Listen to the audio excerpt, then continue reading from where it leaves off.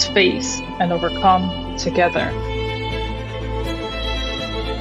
I've often wondered, how do we create balance between humanity, technology, and the environment in a world that is already constructed? It's as though we are designing against the grain. This is something that many of us are trying to figure out at this technological tipping point. I personally have spent countless hours of my life, especially in the last few years, really thinking about this, thinking about how to create amazing, innovative, and artistic, immersive experiences using technology, but while still doing our part in this world to protect our people and to protect the environment. And what I've realized is that collective thinking around design is holding us back. It's become mechanical, a series of conflicting checklists and linear conventions, components of production cycles.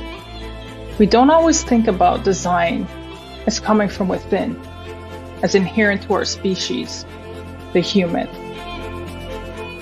So today I will discuss 5 immersive design considerations for the metaverse outside of these technical checklists and processes. These are considerations that are a little more qualitative, sometimes a little harder to wrap our minds around and transfer that knowledge into meaningful action. These are the things that impact our decision making and the world we live in, whether we realize it or not. And when we make this connection more mainstream, I truly believe that we can evolve the world by pioneering what artistic but responsible, immersive design looks and feels like, and what the metaverse should evolve to become and to include.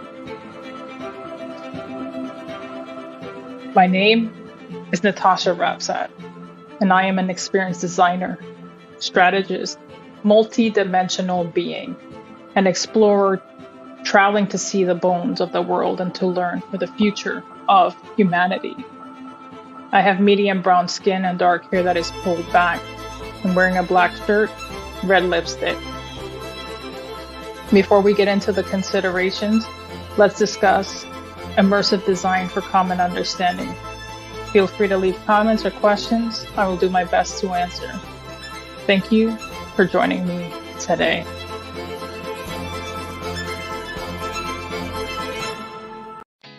Did you know women represent just 3% of Fortune 500 CEOs and less than 15% of corporate executives at top companies worldwide?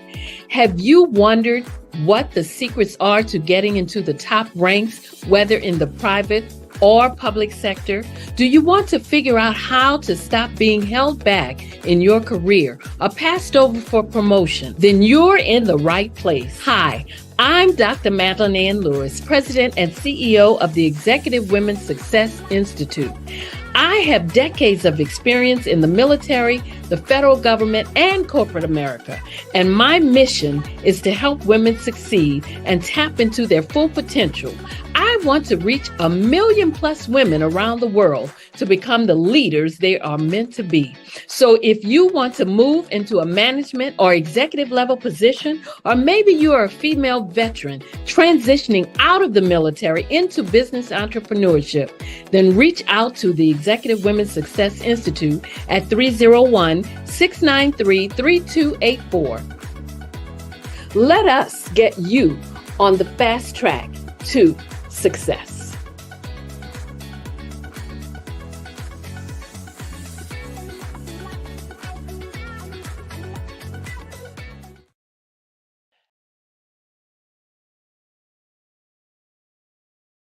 I'd like you to imagine with me, if you will, opening an app where you can collaborate with like-minded individuals from around the world, get inspiration and in-app tools to launch and grow your business, as well as share your knowledge and earn compensation, all in one app. Well, the name of that app is Truso, short for Truly Social. Hi, I'm Matthew Newman, the founder and CEO of Truso. A new concept in social media, Truso is designed from the ground up to be a platform that's both social and empowering for all its users. How exactly do we do that? I'm glad you asked. First, Trousseau brings the world together via video. Psychologists assert that video provides a significantly more effective connection than audio only. When you enter a community on Trousseau, you're face to face. Second, on Trousseau, you don't have to have 1 million followers to monetize. Our business model allows all hosts and moderators to monetize, no matter the size of your following, by 1, producing fee-based content, and 2, inviting others to join the platform as subscribers. Even more, Trousseau has an in-app resource library with over 100 free resources, forms, and documents to help you build your brand and grow your business. Third, Trousseau is inclusive. The deaf and hard of hearing communities make up 360 million people worldwide. Unlike audio-only apps, Trousseau embraces this community, providing a networking platform that allows them to participate via video and closed captioning. We even have a deaf and hard of hearing foundation in the works as well. Fourth, Trousseau is both social and safe. We refer to Trousseau as a virtual extension of the beauty shop, barbershop, and brainchild of the community. A place where there's laughter, along with wisdom, growth-oriented conversation, and genuine connections in a safe space. Trousseau even has proprietary security to ensure we maintain a safe environment for everyone. Where are we at now? Trousseau is live, y'all. We've launched in beta and we're acquiring users daily. We have an incredible development and marketing team, plus amazing celebrity influencers at the table, helping us spread the word around the globe, beginning within the African diaspora and beyond by creating a safe space for growth, connection, and collaboration. We're truly excited about Trousseau. We've created something special for which there is a global market. And we invite you to embark on this journey with us as a shareholder. The future for Trousseau is truly bright. Join us and let's go there together.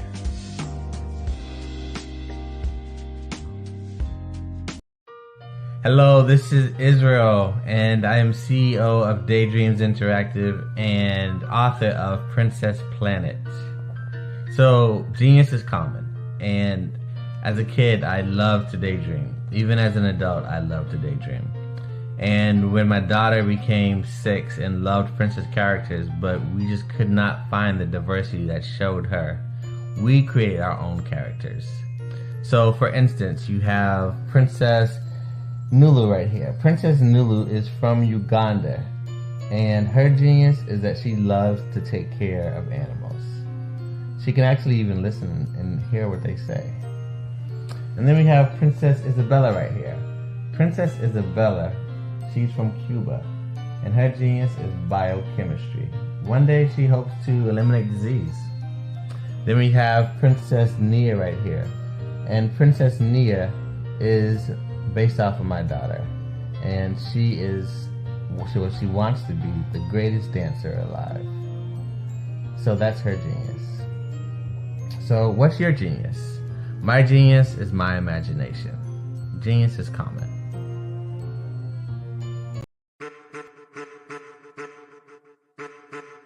I am a child of the Most High God.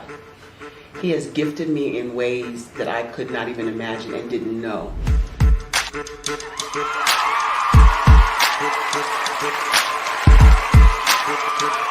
There was a time when I didn't know who I was. I listened to other people tell me who I should be, what I should do. I listened to people telling me that I should be a boutique owner, that I should be a construction manager, that I should be a laborer.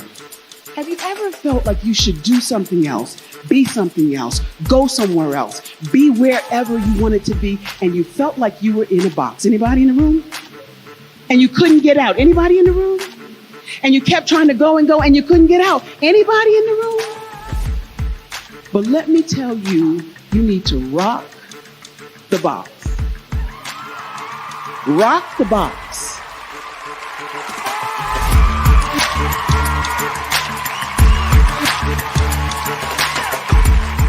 I am engaging, inspiring, and empowering.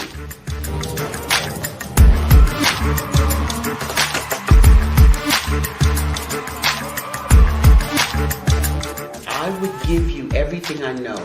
Just by touching you, if I could, by osmosis, give you every single thing I've learned, I've gone through, I know I would.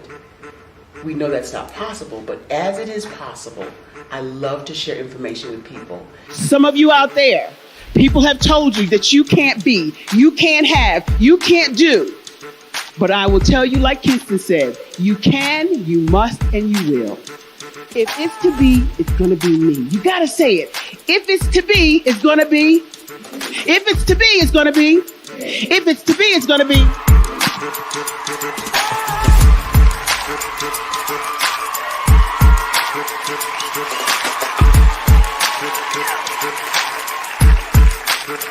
Barbara is because she believed what her mama said about her and not what other people told her. Every day you wake up, when you're in a situation, it's your choice whether it's an advantage or the disadvantage. She gained her confidence and her life, and now she is a testimony. If I can help you elevate yourself, then I feel like I'm elevating my own self as well. What you know and I know together can change the world.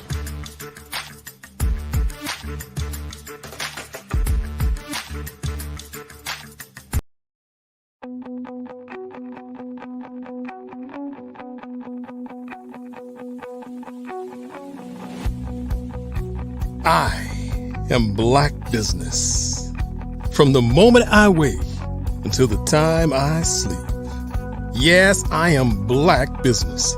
I am Black business. Tell me, are you Black business? I am Black business. Do you support Black businesses? Listen, I support Black business because I am Black business. Black Business Expo, one of the largest business showcases in the history of Black business in the world. The world! Sign up today at www.blackbusinessexpousa.com or call 919-308-9090. I am Black business.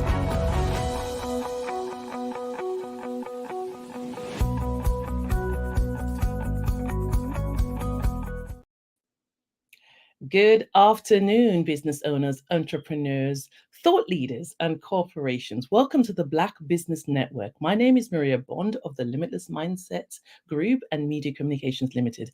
I am your business moderator for this afternoon on the Black Business Network. The Black Business Network is a 24-hour business network showcasing Black businesses, business owners, entrepreneurs, and thought leaders worldwide. We have had speakers from London, Singapore, Africa, Japan, North Carolina, Chicago, New York, Los Angeles, and cities all over the United States. The Black Business Network is a global community sharing its business knowledge to empower, inspire, and educate businesses about business. Key speaker for today is Ada Correa-Jackson. Ada Correa-Jackson is a national and international speaker and workshop facilitator. As a seasoned professional, she works to cultivate diversity, equality, and inclusivity where art and technology meet. She is an instructor of Lenore Rain University, teaching inclusivity, diversity, and equality for the web and other technology platforms, including the metaverse.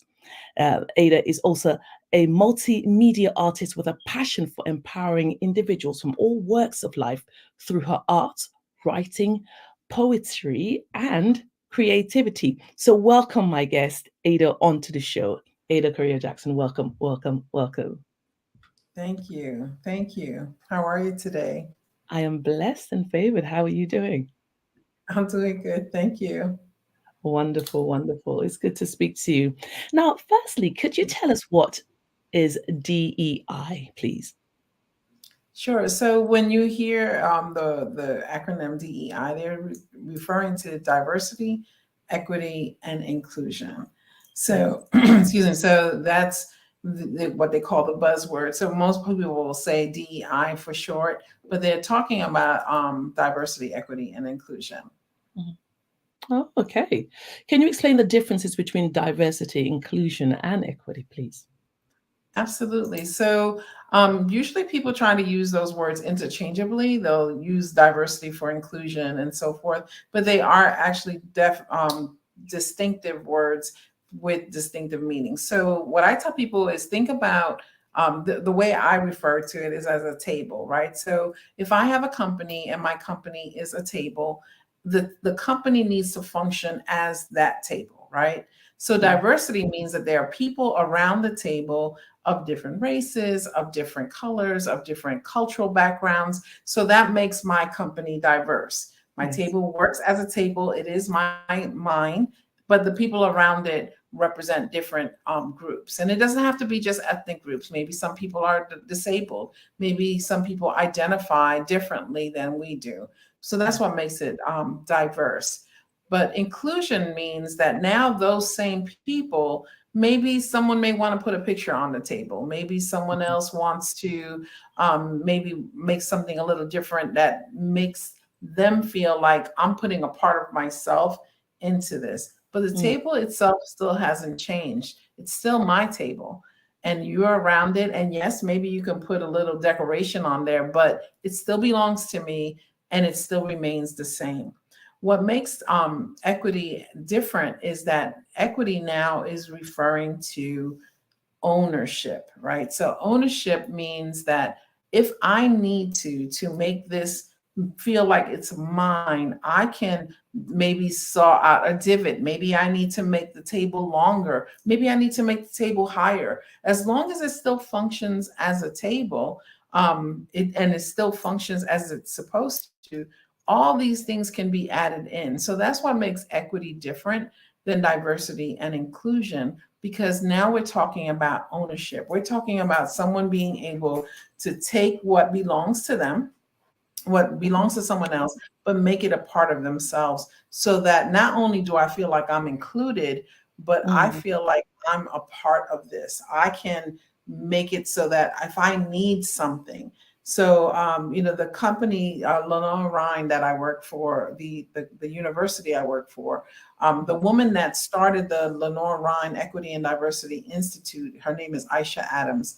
And when she started the institute, I love how she puts it. She puts it like a fish tank. So her description is more like a fish tank. There's some fish in there that are going to need certain food, and you need to make sure that you've provided that for them. So when you think about equity, you want to think about those people who may be disabled. They're going to need certain adaptations, certain things that are included in there. Maybe there's some cultural differences. Maybe someone comes from a different religious background, so they may need time off for certain holidays, maybe that others don't need time off for. So that's difference with equity. Equity means that I'm not just a part of this, I actually have ownership here and I have a say. Whereas in the past, we've had lots of companies that were very diverse, but the people within them did not have a say. So that is the difference between those three. Wonderful. Now, what do you mean when you say that you teach it for the web and social media? I think that it's quite a niche area, even though it seems very, it's the three areas. There's a lot of depth in there. So, what do you actually mean when it's for that particular platform? So the part that I teach as an instructor is I teach for people who are creating space on the internet, right? So websites, social media, those kinds of metaverse and AI. So all of these things are considered technological different platforms. Oftentimes, I don't know if you've ever gone into a website, and sometimes it looks very busy. So for example, when I'm teaching my students, I will actually take them onto the website and I will give them, there's a program that I use that teaches you what it feels like to be a blind person going onto your website. So people don't realize that blind people do use the internet.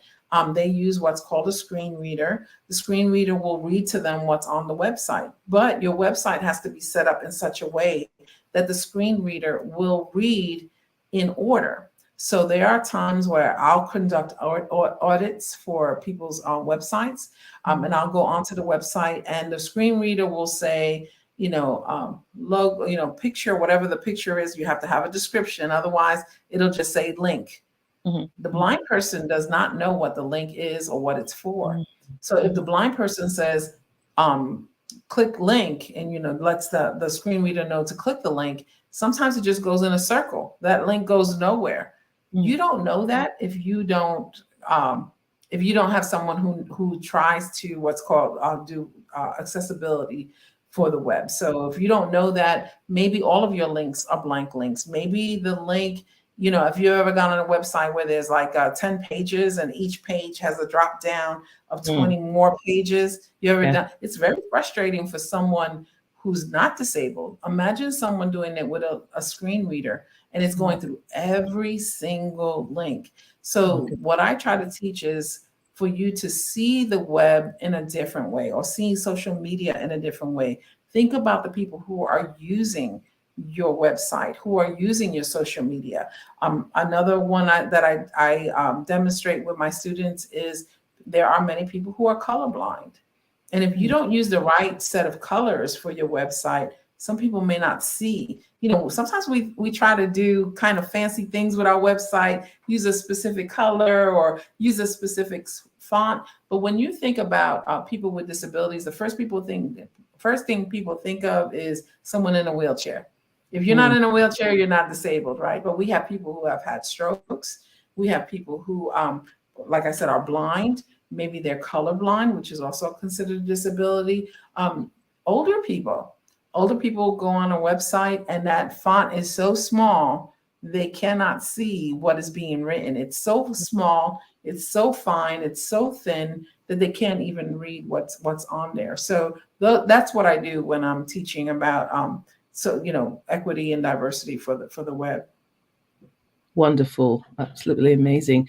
Now, one of the questions I was going to ask is, should my company or general everyday organizations look into getting certified in DEI? And really, I'm looking at the fact that people who are disabled, will they go specifically to, will they favor a website that's got the certificate more so than the other, knowing that there is a guarantee that there will be that help and that thought that's gone into catering for them? Absolutely. So yes. So Lenore Ryan University actually offers a certification. Mine is just a portion of the overall certification. What I love about the certification is that it talks about the difference between an activist and an advocate. So I highly recommend people getting the certification, and mainly because there's so much more to diversity, equity, and inclusion training than just what we just talked about here. And it goes further than just race. It goes further than identity. It goes further than even disabilities, because we're also talking about socioeconomic differences, people who are disadvantaged. This all goes under the DEI training. When you have a company and you have that certification and you learn the difference between being an activist. Now, the activist is the person that goes out with the picket fence, with the picket signs, and they're out there and they're, lobbying. Sometimes people say, I want to be involved, but I don't want to do that. Well, an advocate, what they do is they advocate for the change, right? So first getting that certification, learning what DEI is. Sometimes, some of the training that we have is like what one of the classes is called the courage principle. It takes a lot of courage to be the one that speaks up, that says, I think the practices here in this company are not very diverse and not very equitable. We need to discuss that not just the websites, but what's going on inside the actual company with itself. How are we reaching out, especially for nonprofits? When you think about a nonprofit, their job is to reach out to the community to provide whatever service it is. But sometimes even nonprofits don't know how to reach out to the community as a whole. So they may have a specific niche, but that niche may include a lot of subgroups, right? So how do I reach out to all of these groups, but reach out in a way that's respectful, right? So sometimes we as a people, we get caught up in our own stereotypes. And sometimes if you do not ask the community itself, then you're going to go out there, you're going to put your own agenda out there, but you may put it out in a way that's very offensive to the very people that you think you're trying to help. I've worked with nonprofits quite often. Some of the things I've learned with working with nonprofits is that oftentimes, especially those with, they really want to help, but they go out into the community and they tell the community what they're going to do. So they say, I have this program and this is going to help you and this is what we're going to do. And they wonder why they're not reaching, why they're failing, mainly because you didn't ask the community what they want, right? You didn't ask them. You didn't say, I can go into a poor neighborhood and say, I think they need this, this, this, and this. But if I go into the neighborhood and I actually say, have a forum, have a group where they come and they talk to me and I talk to them, and I might find out by actually going out there that what I think they need is not what they need. In accordance to the community, they're saying, I need this. So if you could provide this, then we can work better with you. Yes. Otherwise, I'm going to come out there.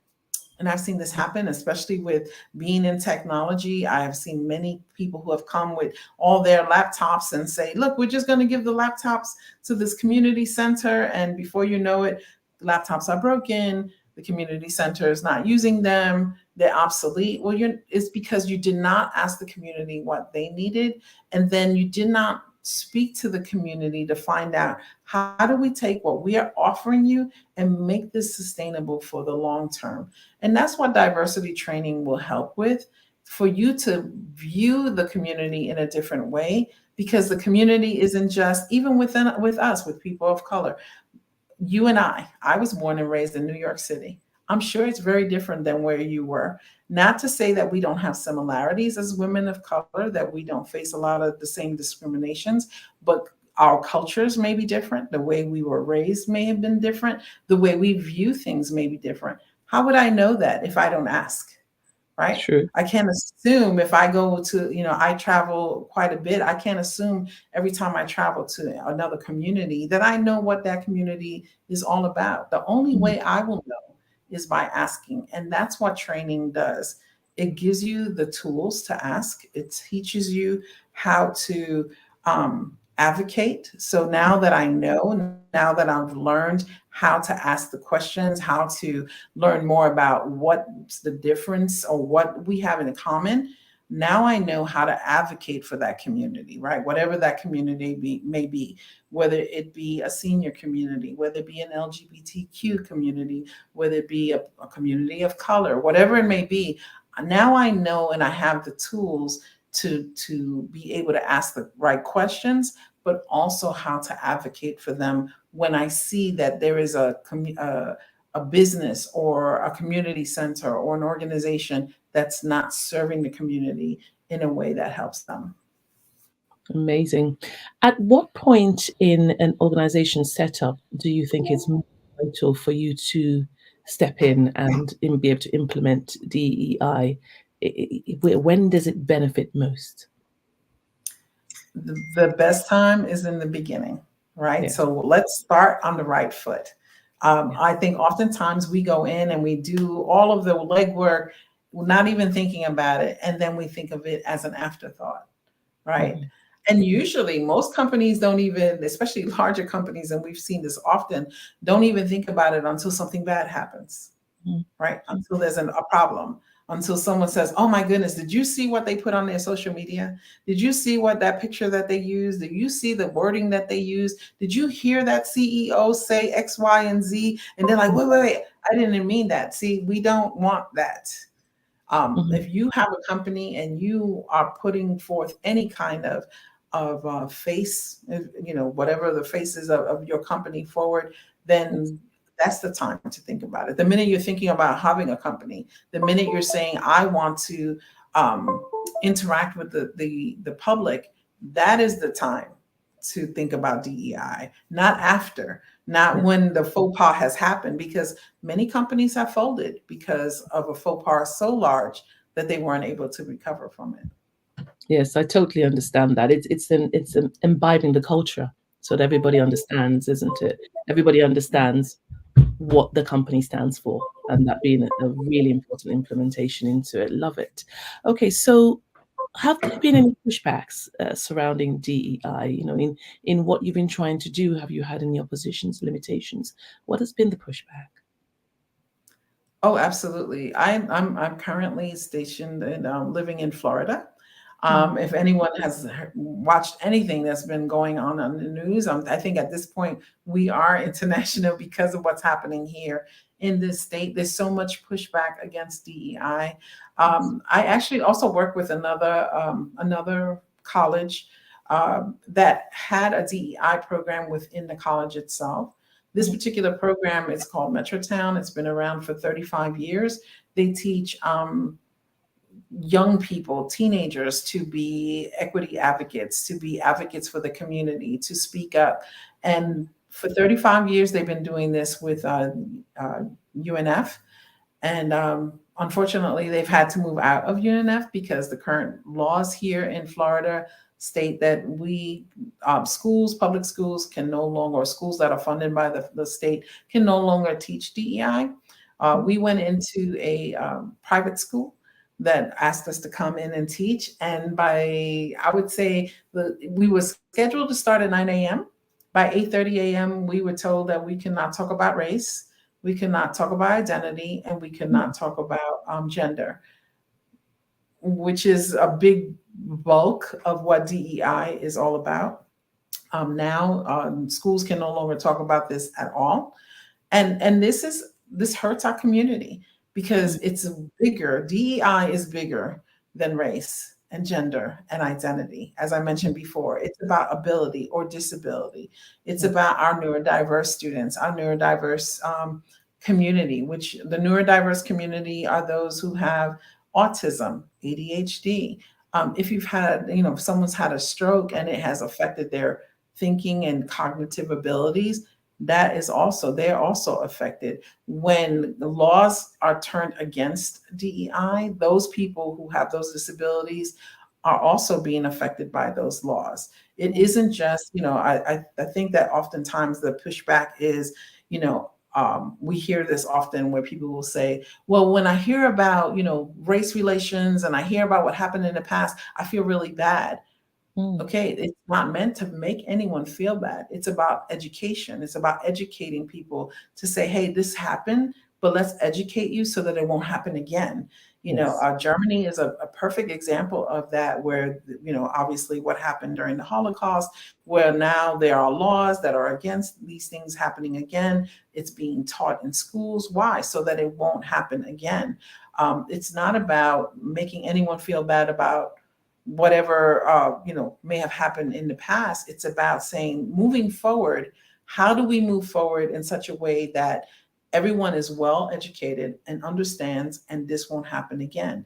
Because what I say when I'm as a teacher is, if we don't teach this to all the students, not just a particular group of students, if we don't teach this to all the students, then there's going to come a point where no one knows, and that empathy will be lost.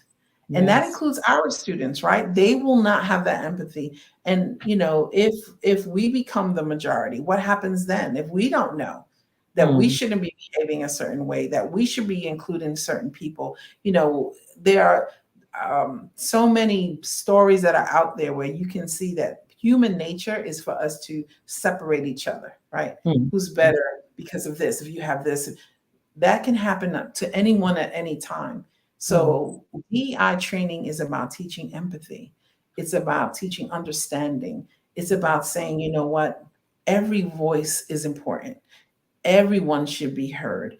Everyone should feel included, not just me. Everyone should feel included. But how do I do that in such a way that I stay respectful of you, but that you also stay respectful of me? Without that training, this becomes those arguments, right? That becomes that pushback. And then people don't know how to have an open and honest discussion. What was the argument against it that they said was bad for the community then? What was said to be bad for the community? Well, for here in In Florida, so there's two parts of the DEI trainings that are the biggest, the hot topics, if you want, if you will. The first one is with race relations, right? So many people say that when you start teaching DEI, it makes, especially when you're talking about slavery or you're talking about, unfair laws, especially when it comes to people of color, it makes people, Caucasian children and their parents, feel bad. So they feel guilt or they feel bad. And now, parents are pushing back and saying, well, I don't want my kid to feel bad about this. And they're coming home and they're upset about it. And so for that's the one, Right. one of them. And then, No, I said and then, right.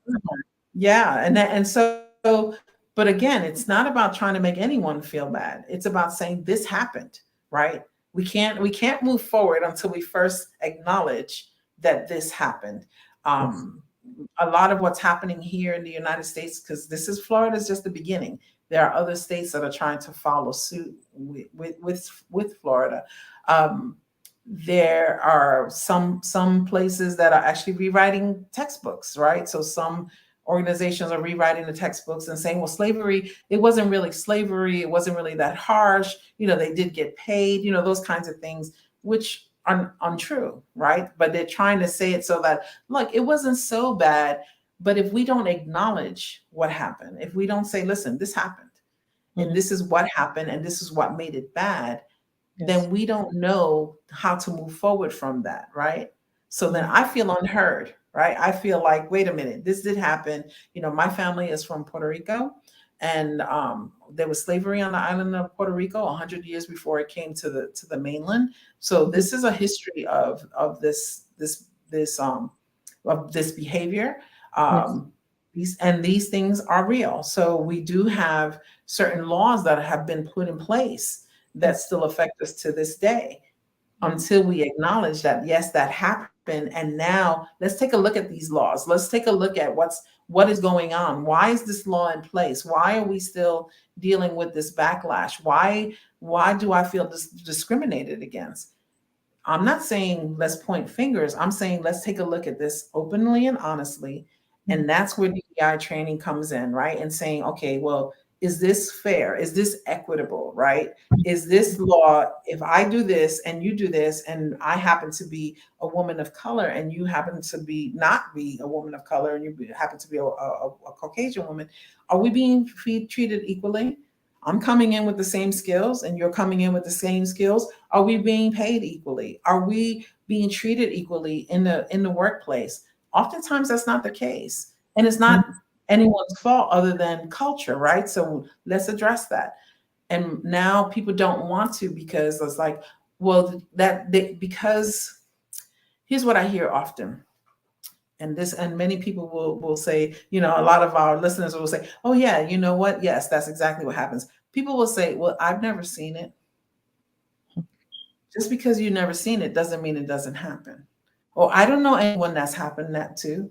Okay, just because you don't know anyone that's happened to doesn't mean it doesn't happen. And that goes on both sides of the board, right? So maybe I've never seen it. Maybe I've never seen someone being treated unfairly because they have a disability.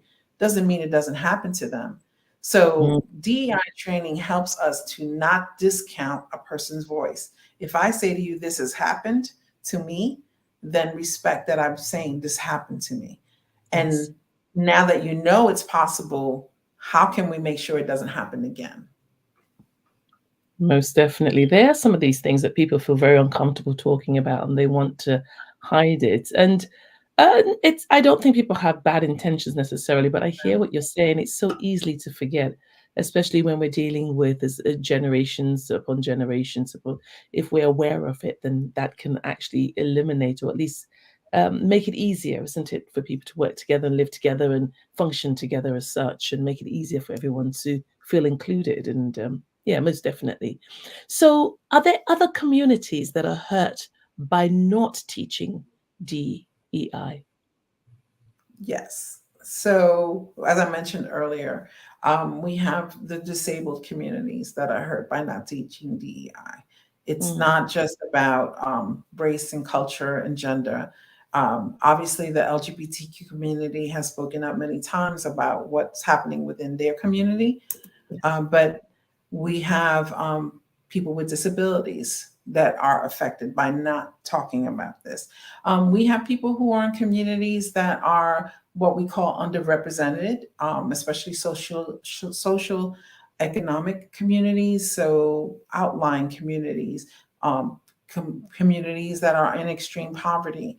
Without teaching DEI, then we're not teaching that these people are being affected by the fact that we are not working in an equitable community, in an equitable society, right?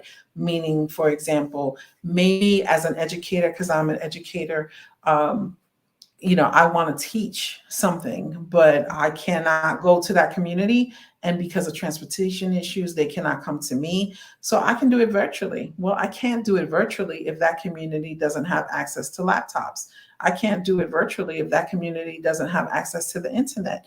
So that is a social economic issue. That has nothing to do with race or culture or gender. That has to do with this community is not being represented because they don't have access. Now, and when I say access, equitable access, we can all have access, quote unquote, as people will say, to healthcare, say here in the States, but you may not be able to afford it. Is it available? Sure. Is it there? Yeah. Technically, you have access, but if you can't afford it, then it means nothing to you. And the same thing goes with these kinds of things. So if I have a business and I want to reach people, but they don't have a way for me to reach them, how else can I reach them? So that's what equitable training, DEI training will do, is help you to figure out, well, if I'm trying to deal with, work with seniors, for example, many seniors are in an economic state that can't afford a laptop. They can't afford the internet every month. And that's just being honest, especially here in the United States. So then how can I reach them? Well, maybe you need to go to a community center. Maybe you need to directly go to the seniors, maybe through newspaper, maybe through the radio. That's another way, not just in the internet. Maybe they're listening to the radio. You need to figure out other ways that you can reach them. If we're not training people to do this, if we're not showing people there's a greater community out there, or there are other communities that we need to reach, then we're going to miss out on an opportunity to reach out to them, to give them the services they need oftentimes, or even sometimes the services they want. As a company, I want to give people services that they need and want. But if I'm not making any effort to reach out to them, to find ways to reach more than just one group, then I'm missing out just as much as they are. Okay, well, thank you so much for that, Aida. Just one more question before I go. How can my company or my organization be more equitable? Just the simplest things that we can do, that we can change today. Sure. So I would recommend just doing a simple search online. You can just, whatever browser that you use. I use Google. Google actually has an extension that will show you how to look at your website through the eyes of a blind person. But if not, just go online and put in that exact question. How do I make my company more equitable? How can I make my organization more inclusive? And you will find site after site after site of people who are sharing ideas and videos and all kinds of things to help you be more equitable. The other thing I say is make yourself more inclusive, more diverse. If you look at your circle, the people that you have around you, do you have different people around you? Do they all look like you? Do they all think like you? Are they all a part of the same community? If so, then I recommend for you to branch out, reach out. We have technology at our fingertips. You can meet people I'm speaking to a woman from London. You can speak to people from around the world. Make that your goal, to make yourself more global, because we are in a global economy. So it's not just about where you are. This is a global economy now. Reach out, There are apps that can let you reach out. A great app is called Clubhouse, where you can talk to people from around the world. Make it your goal that not just globally, but locally, that you are meeting more people. Go to a local library, go to your local cafe. I'm one to see someone sitting by themselves and say, hey, do you mind if I sit for a minute? Just to get to know someone new. You never know. Learning other people's story, make it about someone else's story, not yours. Ask questions, get to know them, and you don't know who they might know, and they might introduce you to. And make yourself someone who's interested in being around a more diverse group of people. And that's going to help you see the world differently and see people differently. And that's going to help you when you're doing business to say, I want to make sure that I'm including someone like Miss Maria, or I'm including someone like the gentleman that I met the other day, or someone that may come from a different country or may have a disability. I want to make sure when they come to my company, they know that they're included and they're welcome here. And that I want not just their business, but I want to know them. Absolutely wonderful talking to you, Aida. You really have expanded my mind to the possibilities, and I will definitely take your advice. Can you tell us how we can reach you, how the listeners and the viewers out there can be able to connect with you? Sure, thank you. So my company is Love Built Life, and it's LOVEBUILT Life, and you can reach me anywhere on social media. So if you put in Love Built Life, in a browser, my website will come up, but in any social media platform, Instagram, Facebook, LinkedIn, Twitter, any one of those, Love Built Life, you'll find me. Wonderful. Thank you so much. I present to you Aida Correa-Jackson. Genius is coming, and I'll see you on the other side. Thank you. Thank you again.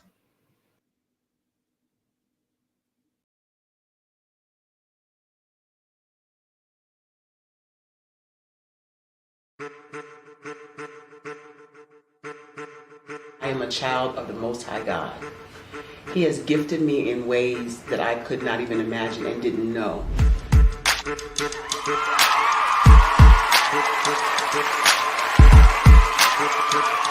There was a time when I didn't know who I was. I listened to other people tell me who I should be, what I should do. I listened to people telling me that I should be a boutique owner, that I should be a construction manager, that I should be a laborer. Have you ever felt like you should do something else, be something else, go somewhere else, be wherever you wanted to be, and you felt like you were in a box? Anybody in the room? And you couldn't get out. Anybody in the room? And you kept trying to go and you couldn't get out. Anybody in the room? But let me tell you, you need to rock the box. Rock the box.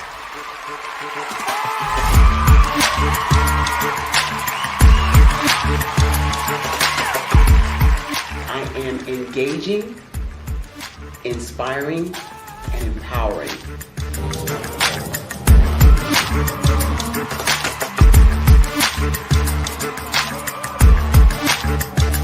I would give you everything I know. Just by touching you, if I could, by osmosis, give you every single thing I've learned, I've gone through, I know I would. We know that's not possible, but as it is possible, I love to share information with people. Some of you out there, people have told you that you can't be, you can't have, you can't do. But I will tell you, like Kinston said, you can, you must, and you will. If it's to be, it's going to be me. You got to say it. If it's to be, it's going to be. If it's to be, it's going to be. If it's to be, it's going to be.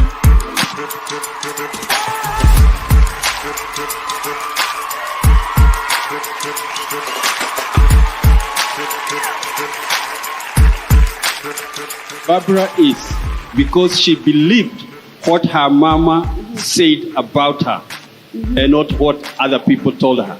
Every day you wake up, when you're in a situation, it's your choice whether it's an advantage or the disadvantage. She gained her confidence and her life, and now she is a testimony. If I can help you elevate yourself, then I feel like I'm elevating my own self as well. What you know and I know together can change the world.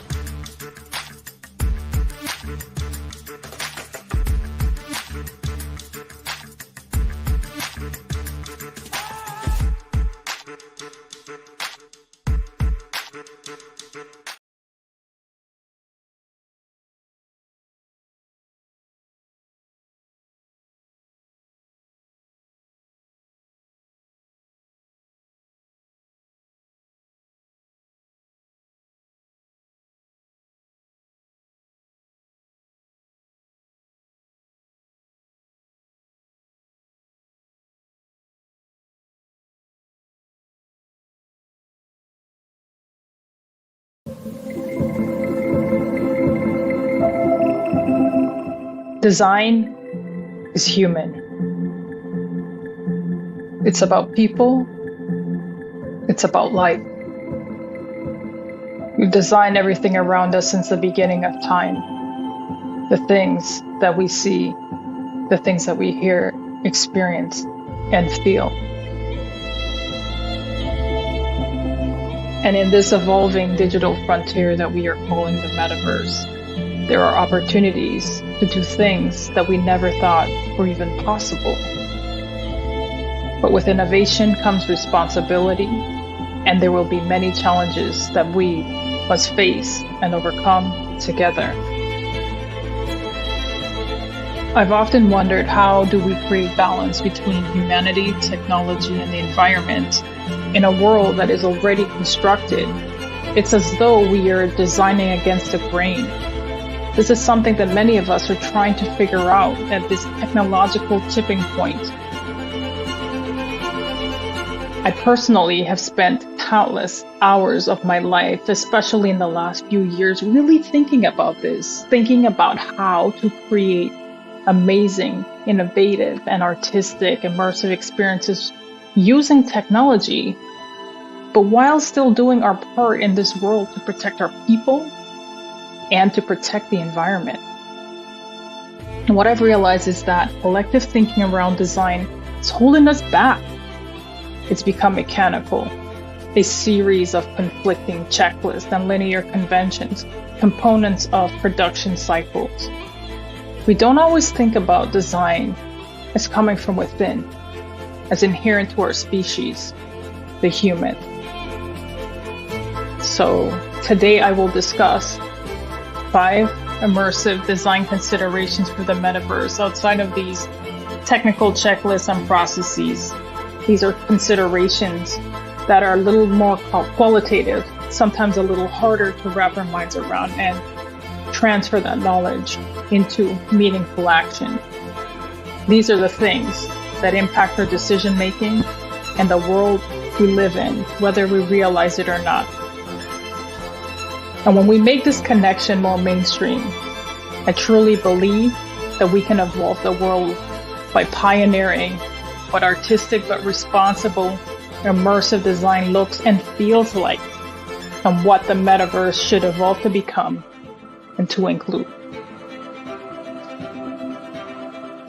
My name is Natasha Rapsat, and I am an experienced designer, strategist, multi-dimensional being, an explorer traveling to see the bones of the world and to learn for the future of humanity. I have medium brown skin and dark hair that is pulled back. I'm wearing a black shirt, red lipstick. Before we get into the considerations, let's discuss immersive design for common understanding. Feel free to leave comments or questions. I will do my best to answer. Thank you for joining me today. I'd like you to imagine with me, if you will, opening an app where you can collaborate with like-minded individuals from around the world, get inspiration and in-app tools to launch and grow your business, as well as share your knowledge and earn compensation, all in one app. Well, the name of that app is Truso, short for Truly Social. Hi, I'm Matthew Newman, the founder and CEO of Truso, a new concept in social media Truso is designed from the ground up to be a platform that's both social and empowering for all its users.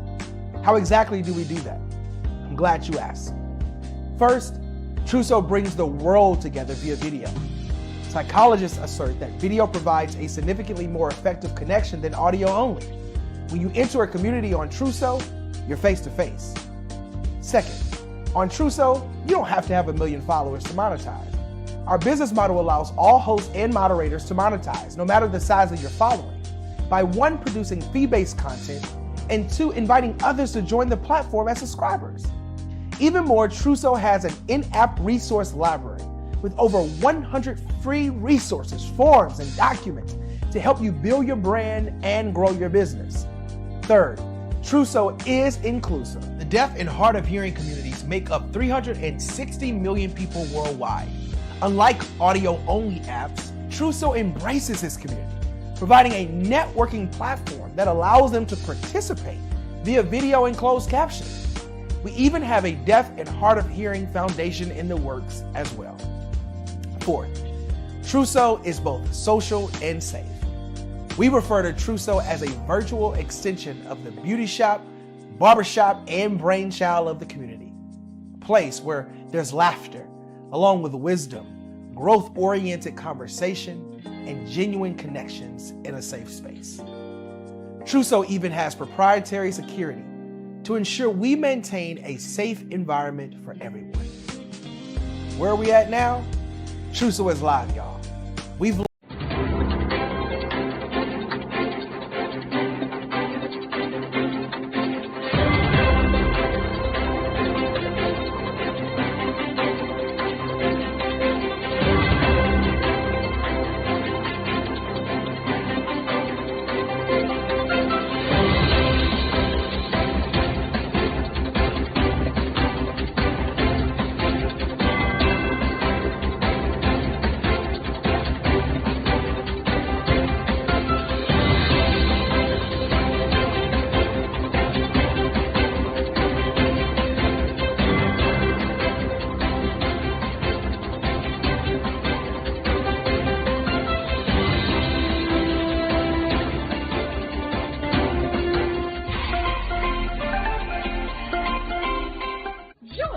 Dr. Eric Kelly III and a host of phenomenal speakers from all around the globe for this 7-day virtual event that you don't want to miss. The mission of the Black Business Expo is to raise scholarship money from kids all the way from high school all the way from college. The Black Business Olympics is one of the largest Black business showcases in the world. It is an opportunity for businesses and companies to showcase their businesses globally. We are going to be giving away laptops up to $5,000 away to students. Again, I'm Olivia Appleberry, the founder of 2 Cents Finance and one of the speakers for the expo. I am so excited to see you there. For more info, go to www.blackbusinessexpousa.com or call 919-308-9090 and hope to see you there. I am Black Business. From the moment I wake until the time I sleep. Yes, I am Black Business. I am Black Business. Tell me, are you Black Business? I am Black Business. Do you support Black businesses? Listen, I support Black business because I am Black Business. Black Business Expo, one of the largest business showcases in the history of Black business in the world. The world! Sign up today at www.blackbusinessexpousa.com or call 919-308-9090. I am Black Business. I am Black Business. From the moment I wake until the time I sleep, I am Black Business. I am Black Business. Are you Black Business? I am Black business. Do you support Black businesses? I support Black business because I am Black business. How many times have you been asked to help someone you didn't even know, a student, a business entrepreneur? Or did you ever even ask, where did they end up? That business, that friend, that entrepreneur. Well, just maybe they ended up in a gang, bankrupt, homeless, or worse, dead. Maybe they turned to crime, drugs, and alcohol. Did you ever wonder? Did you destroy their dream, or was your life always so easy? At the Black Business Olympics, we started a movement to help students complete. Give them hope and foster success. Help them to leave their dreams of providing laptops, computers, and up to $5,000 in scholarship funds. Today, we ask you to help a student, a business owner, or an entrepreneur to realize their dream by sponsoring them, supporting them, and buying from them. Consider this. With $1.6 trillion in our Black community, we only ask for a small donation for our students, our businesses, and our entrepreneurs. And you can change a life today. So I ask you, what are you going to do? Sit on the sidelines and watch our students in high school be losers, miss out on their dream from lack of resources? Or are you going to donate to the movement and change their future and yours as well? Give us a call today at 919-308-9090. Change their life by investing with action to the Black Business Olympic Fund. The Black Business Olympics, one of the largest business showcases of Black business in the history of the world.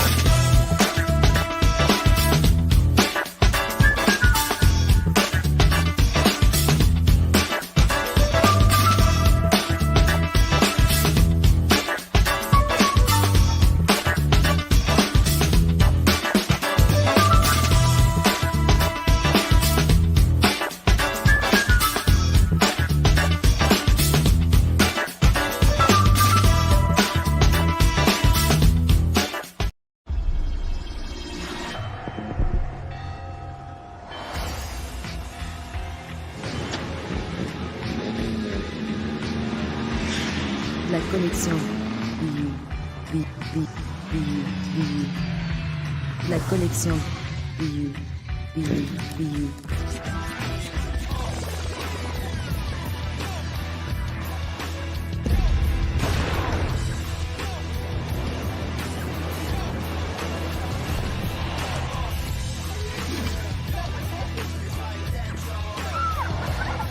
In a world obsessed with the cult of celebrity,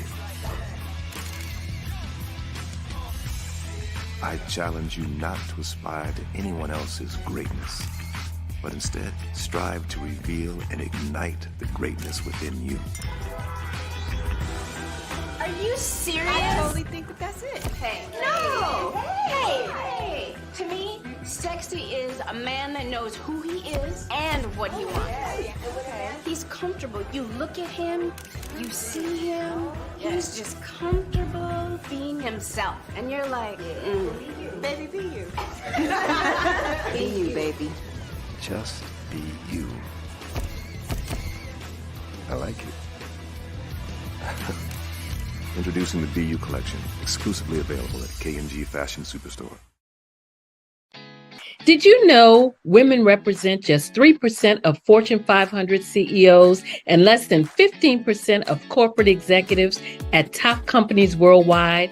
Have you wondered what the secrets are to getting into the top ranks, whether in the private or public sector?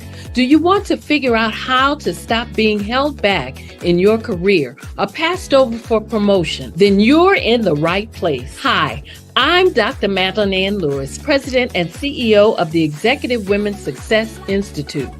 I have decades of experience in the military, the federal government, and corporate America, and my mission is to help women succeed and tap into their full potential.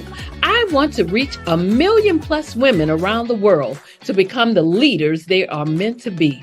So if you want to move into a management or executive level position, or maybe you are a female veteran transitioning out of the military into business entrepreneurship, then reach out to the Executive Women's Success Institute at 301-693-3284. Let us get you on the fast track to success.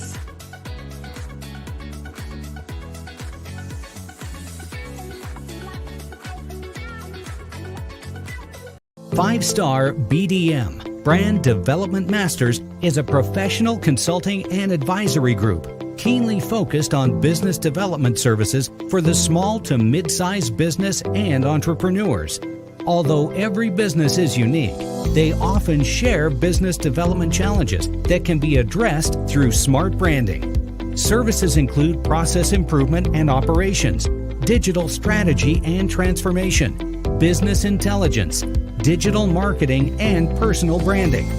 Our business and personal branding company has helped a number of professionals and organizations to optimize and grow. This results in more business, more opportunities, better reach, positive outcomes. Visit www.5starbdm.com today to learn more.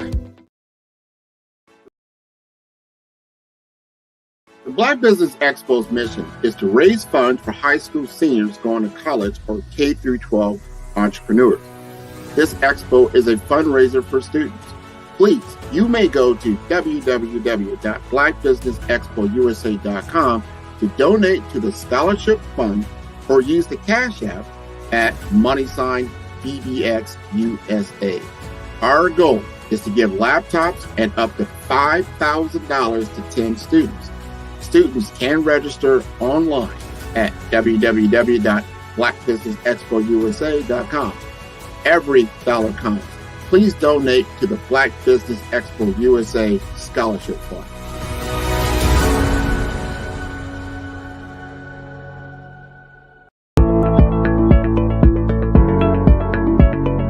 Prepare for what's coming and dominate in economic winter. Stand strong and thrive by showcasing your great products and services globally through the Black Business Network and Black Business Olympics. The Black Business Network has showcased over 2,000 companies with over $7 billion in sales each year. Over 10 million attendees have viewed the rebroadcast each month. Through the Black Business Olympics, unique styles of business training and mentoring are turning students into business owners and entrepreneurial warriors who will dominate in any economy. Gain the ultimate advantage of the Black Business Olympics, 7 days of unbelievable topics and speakers speaking around the globe. Donate your time and experience to provide expertise and scholarships to students worldwide and change the world. Now, more than ever, new insights, tools, strategies, and capabilities are needed. This is your chance for a major presentation to the world. Fill out the form and join the more than 2,000 speakers who have presented to over 200 countries. Join the Black Business Network streaming live into the Metaverse, STEM City, Black Multiverse Enterprises, Hulu, Amazon, YouTube, iHeartRadio, Apple, Facebook, LinkedIn, Pod TV, IBM TV, Spotify, and Google Podcasts. Sign up today. Spaces are limited, and we will see you there.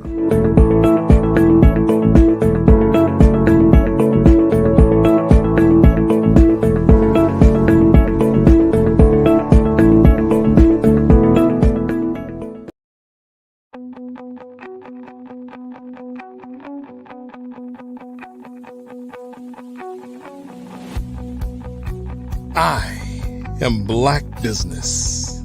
From the moment I wake until the time I sleep.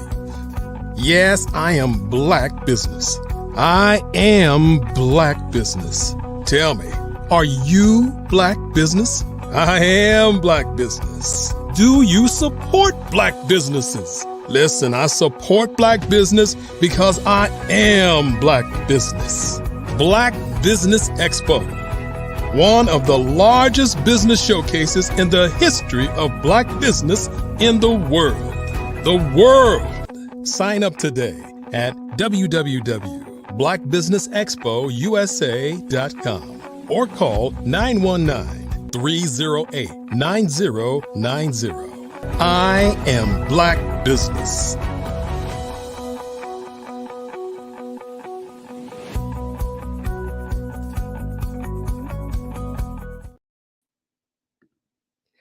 Good afternoon and good evening, business owners, entrepreneurs, thought leaders, and corporate. Welcome to the Black Business Network. My name is Maria Bond of the Limitless Mindset Group and Media Communications Limited. I am your business moderator for this afternoon on the Black Business Network. The Black Business Network is a 24-hour business network showcasing Black businesses, business owners, entrepreneurs, and thought leaders worldwide. We have had speakers from London, Singapore, Africa, Japan, North Carolina, Chicago, New York, Los Angeles, and cities all over the United States. The Black Business Network is a global community sharing its business knowledge to empower, inspire, and educate businesses about businesses. Today's speaker is Grant McGow.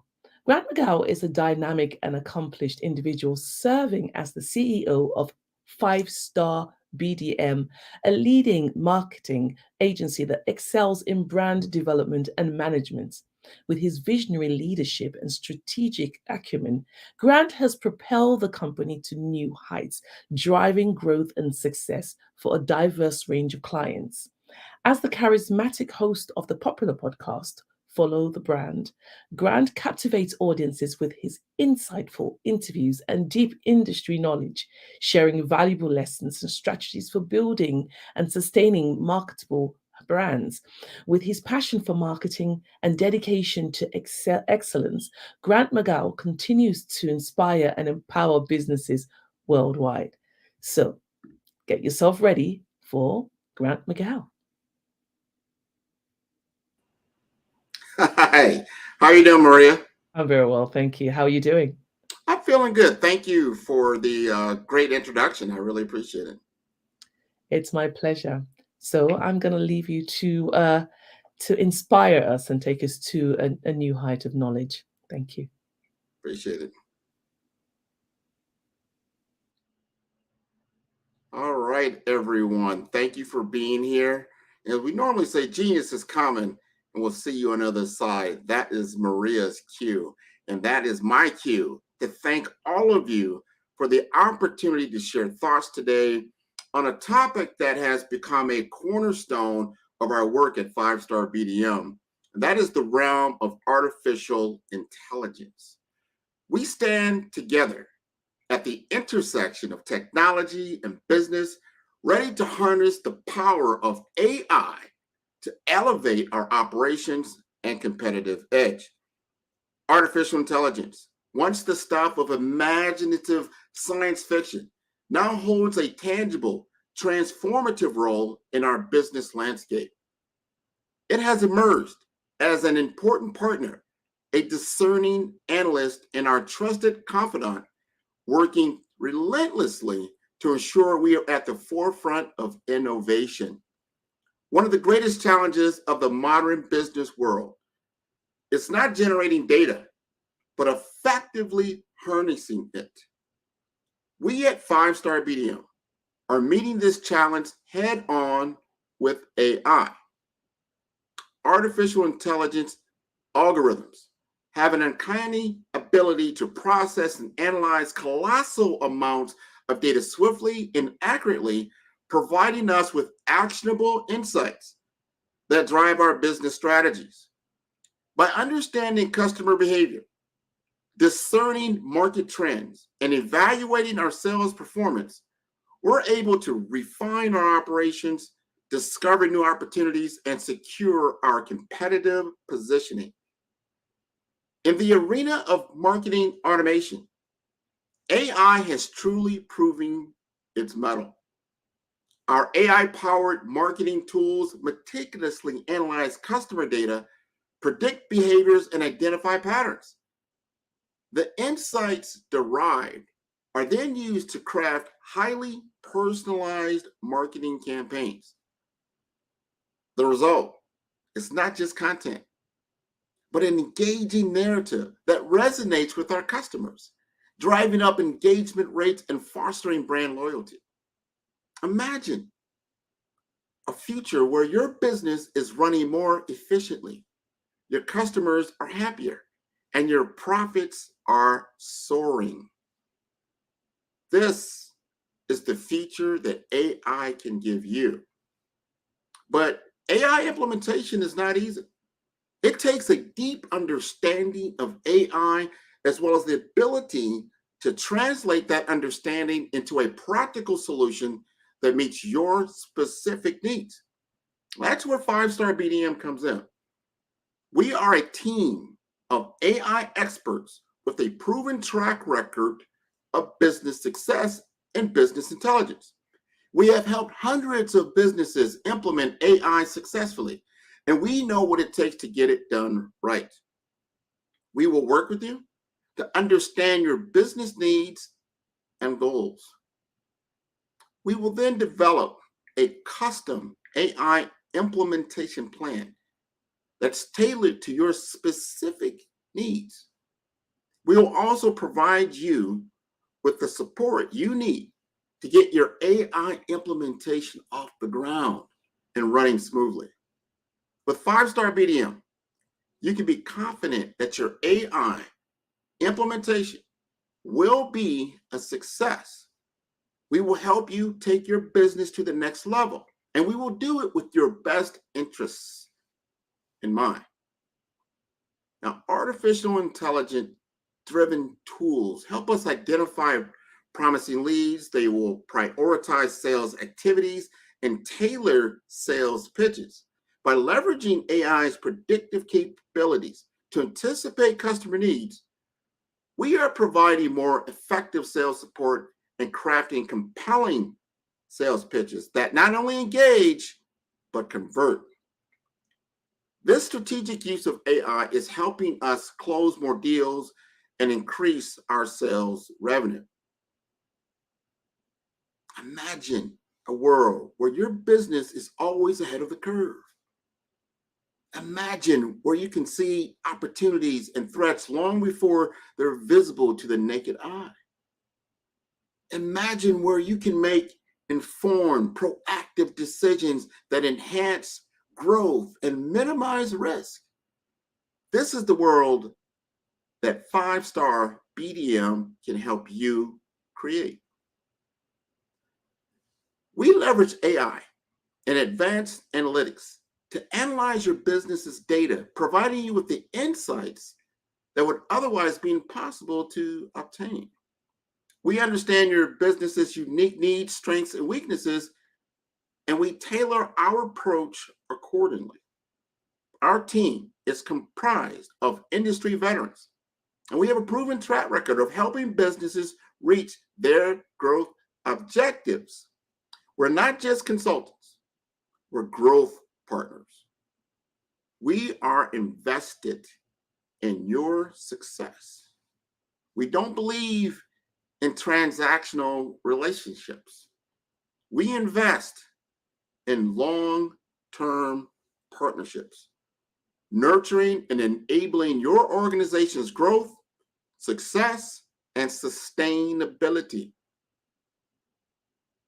By employing our services, you can reduce overhead costs relating to hiring, training, and maintaining an in-house business development team. We provide high-level expertise at a fraction of the cost.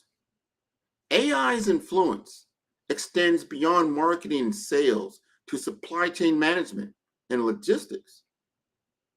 AI-powered tools at 5-Star BDM help optimize inventory management, reduce supply chain costs, and improve demand forecasting accuracy. They even will streamline shipping routes and delivery times, ensuring we operate at peak efficiency while maximizing customer satisfaction. Now, however, as we navigate through the AI landscape, it's crucial to remember that AI is not a cure-all. Its efficiency is closely tied to the quality of data it's fed. Therefore, our commitment to data quality and accuracy is paramount as we strive to fully harness the benefits of AI. 5-Star BDM stands poised to make significant strides in AI. We are committed to equipping our teams and clients with cutting-edge tools that learn smarter and faster from the markets we serve.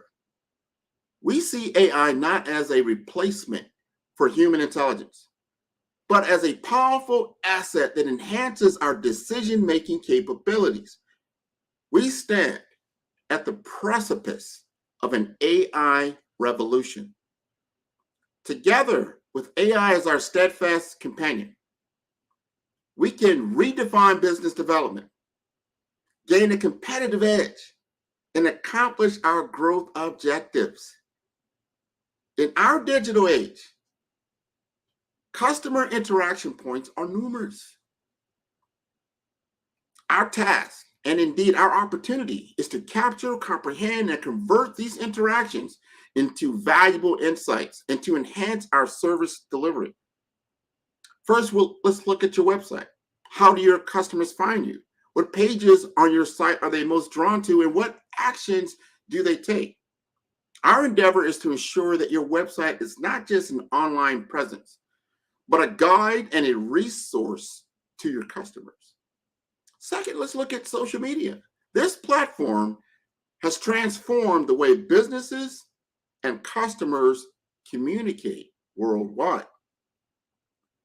We are keenly interested in understanding which platforms your customers use, the kind of content they engage with, and how they interact with your business on these platforms.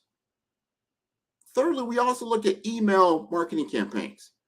What emails do your customers open? Which links do they click? Understanding this will help us design more effective campaigns, ensuring we deliver the right message at the right time. Next is phone communications. Mobile phone communications is very, very key. When customers contact your business, what are their most common questions? This also can be with chat as well.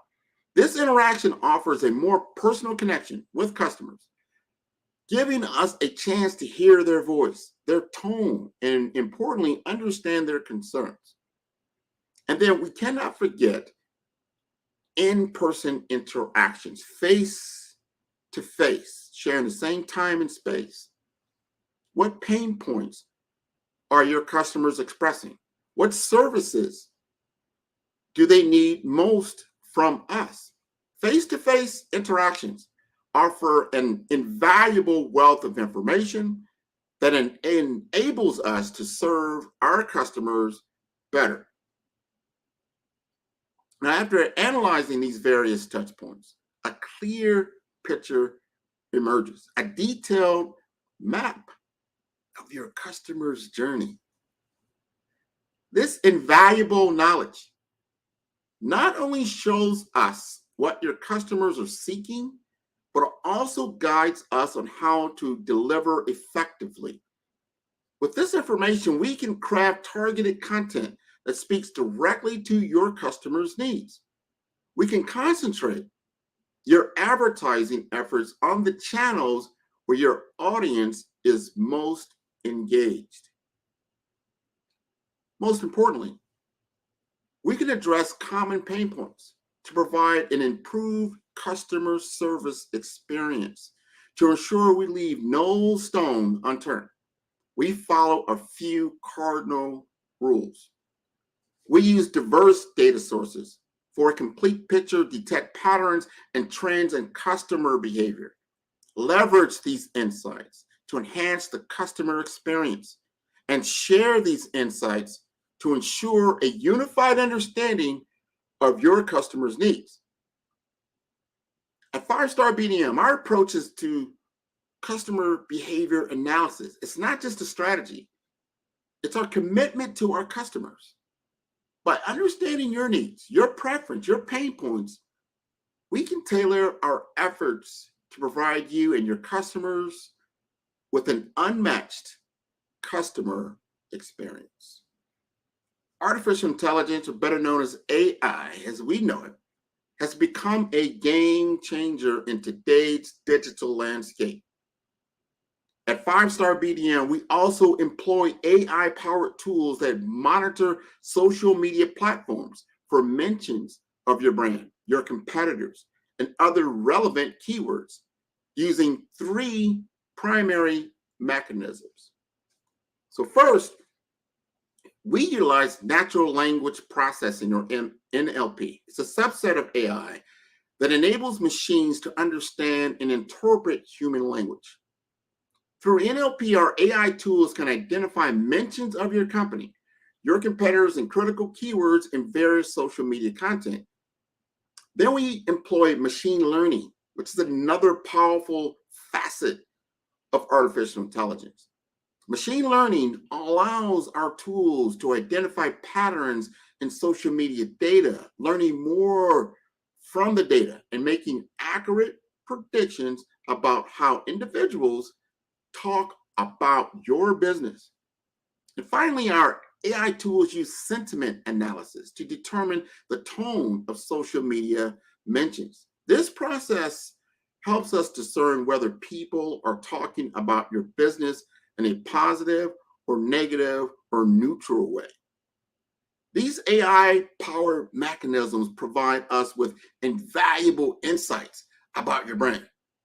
We can ascertain which social media platforms resonate most with your audience and discover relevant keywords and understand the prevailing sentiments about your brand and products, and identify potential issues or opportunities. This wealth of knowledge empowers us to enhance your marketing strategy and make informed decisions on how to engage your target audience. Now, some of these AI-powered tools that we leverage for social media monitoring include BrandWatch. And BrandWatch is a tool that tracks mentions across multiple platforms. There's also Hootsuite and Sprout Social. These tools that manage and monitor social media as well. Then there's a tool called Mention, which focuses on real-time brand mentions. And then there's Social Bakers, another comprehensive social media management tool. Each of these tools offers a unique contribution, allowing us at 5-Star BDM to gain an in-depth understanding of how your brand is perceived and what your audience thinks about your offerings. This information is not only transformative in refining your market strategy, but also instrumental in our mission to meet and exceed your audience's expectations. Artificial intelligence isn't the future, it's the present, shaping our understanding and strategy in the digital marketplace. As we at 5-Star BDM continue to harness these AI-powered tools, we stand confident in our commitment to better serve our customers, optimize our brand strategy, and secure our place as a front runner in business development. Allow me to continue this enlightening journey, a journey that pierces through the mysterious fog of artificial intelligence. You may have heard the whispers of the impact AI is making in many industries. Today, I want to immerse you in the understanding how it is revolutionizing marketing, bringing a transformative era into place. Imagine, if you will, a symphony of words resonating with your business, engaging blog posts, captivating social media updates, even compelling video content, all echoing the pulse of trending topics and keywords in your industry. But who, or rather what, is the maestro in this symphony? It is none other than AI. To bring this closer to home, let me invite you into a story of our own transformation at 5-Star BDM. A few months ago, we embarked on this exciting new journey, a marketing campaign for our 5-Star BDM product line. Our quest, our mission, our goal was to create a blog post that would not just make waves, but tidal waves, driving an influx of traffic and leads to our business. And in our arsenal, we had an unusual ally, an AI content creation tool. This intelligent tool, much like a digital oracle, discerned the trending topics and keywords that resonated with our product line. Like an astute writer, it spun an engaging, informative blog post, painting a vivid image of our products in the minds of our audience. And what were the results? The results were nothing short of extraordinary. Our blog post amassed over 10,000 views, capturing 500 leads. This tool had not just written a blog post, it had scripted our success story. Today, we just don't use AI. We rely on it, employing AI content creation tools to sculpt all of our marketing campaigns. Now, I extend an invitation to you all. Embark on this journey. Delve into the exciting realm of AI. You'll discover an ally that doesn't just bolster your marketing efforts, but could potentially revolutionize them, bringing you closer to your goals. Now, are you intrigued? I can tell you more about specific AI tools. We have, at 5-Star BDM, we harness the criteria we use to select these tools, the triumphs we have celebrated, the challenges we've surmounted, and some pearls of wisdom for businesses that are looking to explore AI content creation. I want you to join me as we chart a bold course through the limited skies of artificial intelligence. As the CEO of 5-Star BDM, I say it's not as mere observers, but as pioneers. We harness the power of AI like a compass, guided by the illuminating patterns of trending topics and keywords. Our guiding light is in this digital expanse. It's the star cluster we call customer experience. That's our North Star, reflecting on our deep-rooted commitment to delivering exceptional customer service. With AI as our navigator, we journey through the varied landscape of customer experience. It's an adventure through every interaction our customers have with us. Then, of course, there's this thing called NPS, or Net Promoter Score. It's not just a metric to us, it's our radar. It allows us to tap into the loyalty of our customers and steers us on our unyielding quest to enhance every facet of their experience.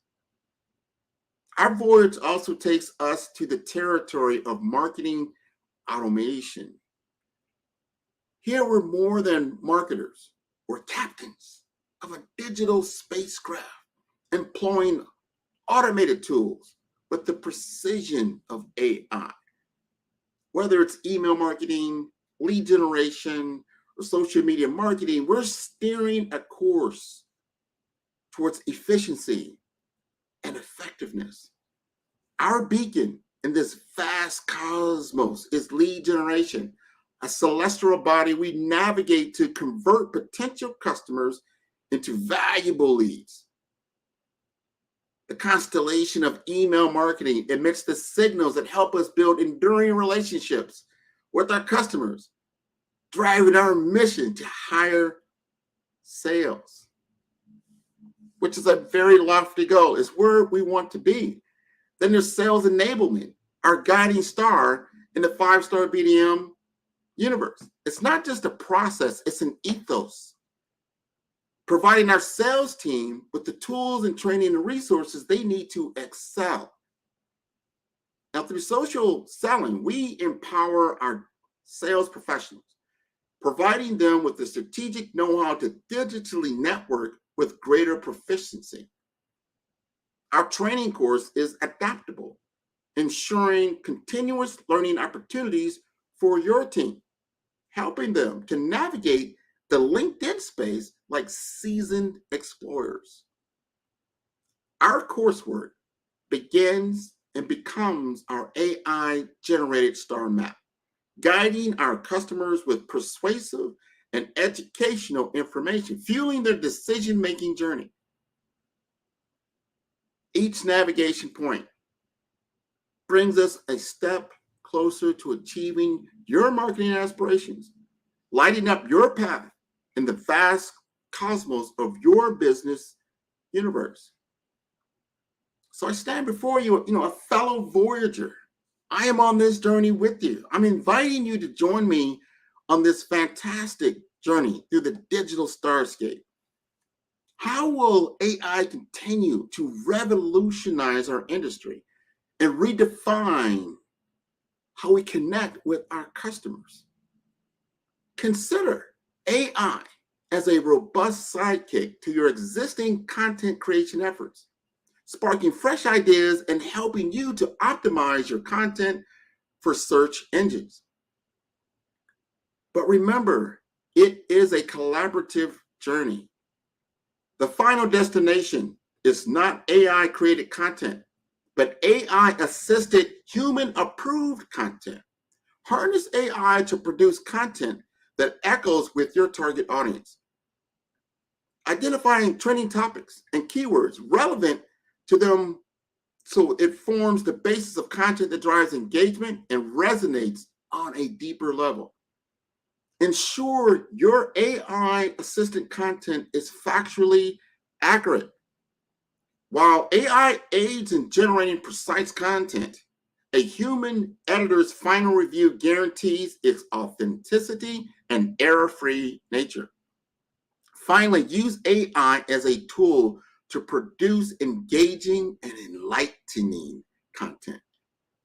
It's your creativity and judgment that breathes life into the AI-structured skeleton, resulting in content that's not only informative, but also captivates the reader. Incorporate these strategies into your approach, and you'll see how AI content creation can amplify your marketing efforts and lead you closer to your business goals. So let's forge ahead together on this exciting voyage. Explore these wonders in the AI universe and what it has in store for us.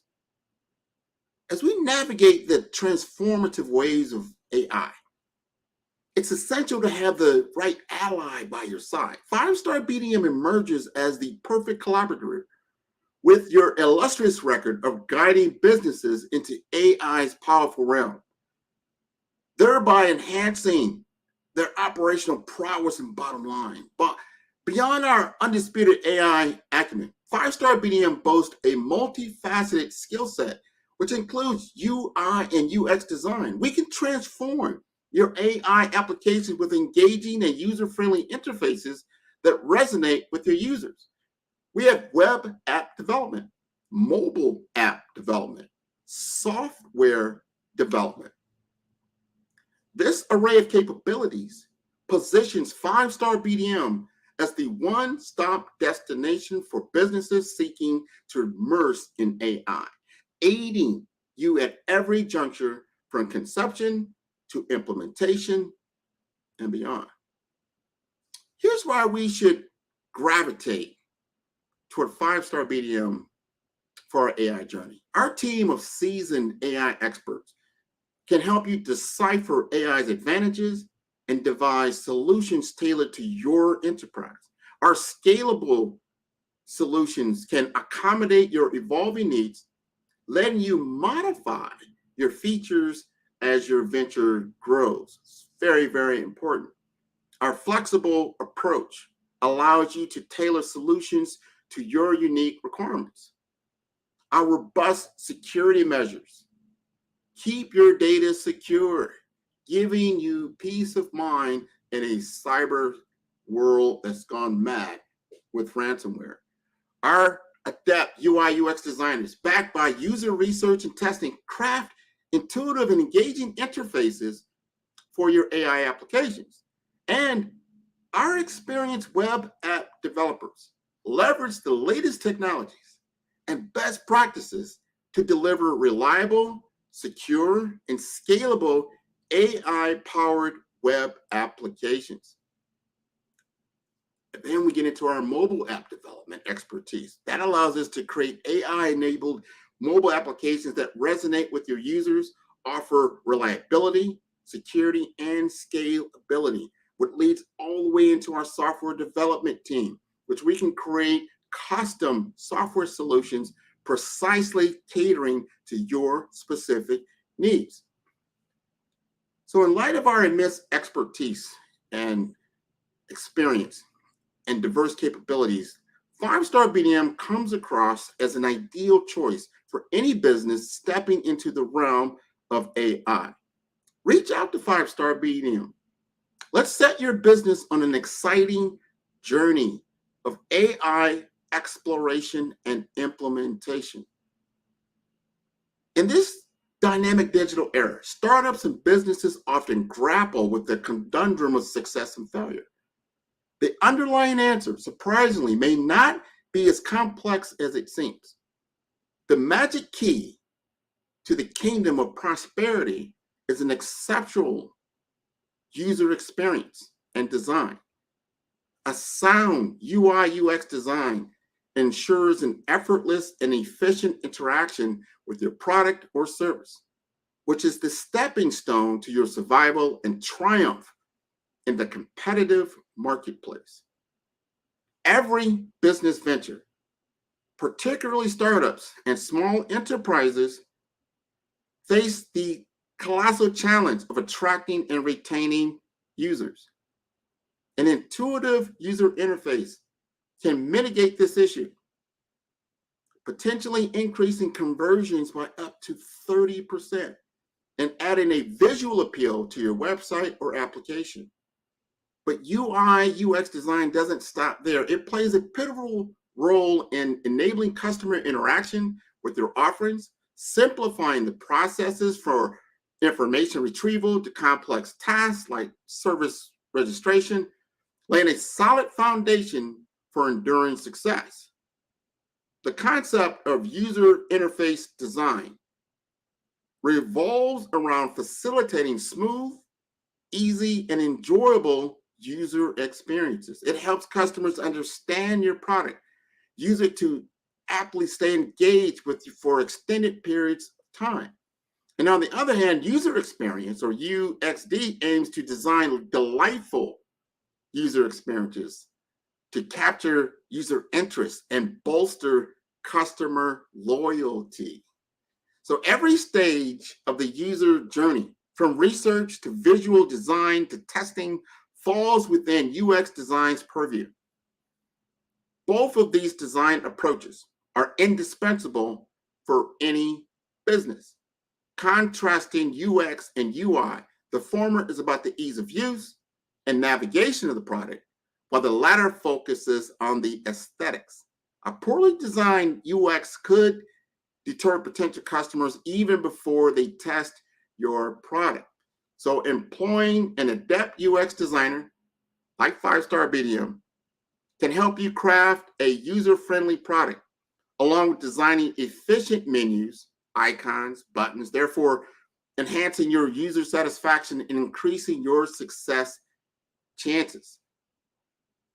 So our design concentrates on offering an effective, satisfying user experience, which involves everything from the user interface, the UI, to the overall interaction a person has with your product or service. We're going to ensure an intuitive and attractive design, which will boost your users' time on your product and enhance their overall experience, leading to more positive customer reviews. So also do not forget about the user interface design. That's the focus on developing the actual visual appeal of the interface, which is so important for adoption. That's going to lead to more increased traffic and more potential leads. So how does UI UX design become an asset for startups and small businesses? Well, the UI design aids in rapid comprehension of the product and influences your interaction, significantly impacting conversion rates. That's the key. So incorporating user research in your UI design and elevating your product effectively is going to bring you to a much higher level of interaction. It's going to help you swiftly connect with your audience and give the company a polished appeal, and it's going to attract new customers. That is the ultimate goal. So I want to conclude tonight with that appeal that you join us in this adventure at 5-Star BDM and interact with us and talk to us with your questions around AI. How can I utilize it? Where am I at in my journey now? And how can I insert AI into my applications? So I want to thank you tonight for having me on. And we'll see if Maria will go ahead and join us again. And we will conclude here. This has been fantastic. I really appreciate you coming on tonight, listening to me. I encourage anyone who has questions, if you have any type of questions, make sure that you can send me an email at grant.mcgaugh, that's MCGAUGH, at 5starbdm.com. So we got Gene. How you doing, Gene? I am doing great, Grant. Thank you. How are you? I'm doing just fine. I appreciate the opportunity to speak tonight. Absolutely. That was a phenomenal talk, and so much knowledge imparted there. And AI is such a huge topic right now.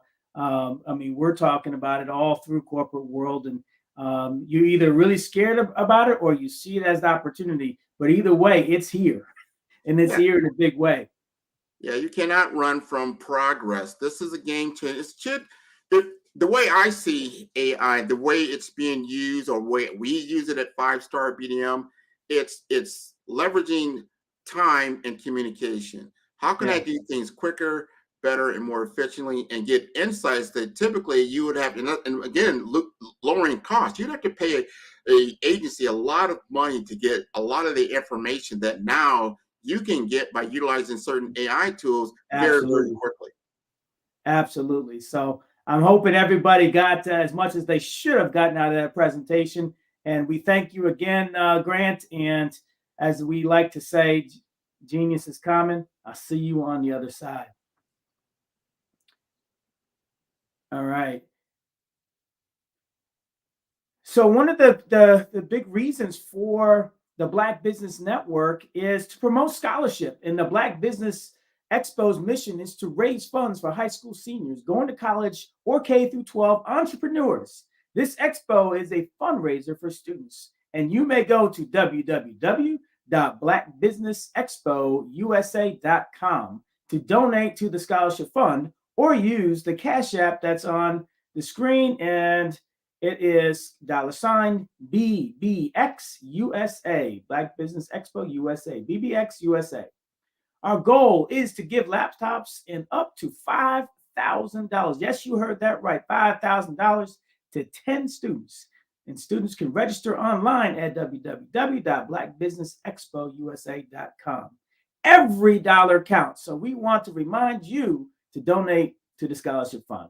And we want to thank our Black Business Expo USA sponsors for June 2023.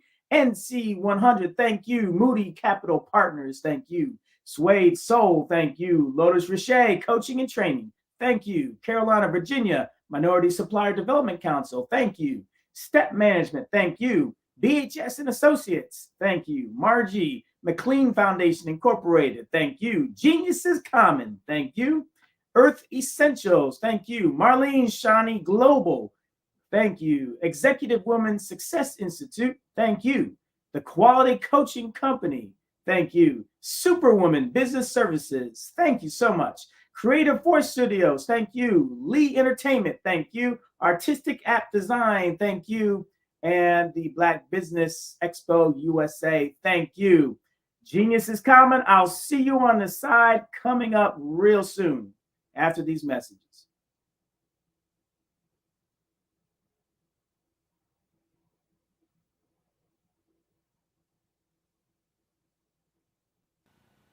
Hello, my name is Kiasi Helm and I'm 14 years old. I think my genius would probably have to be setting goals and achieving them.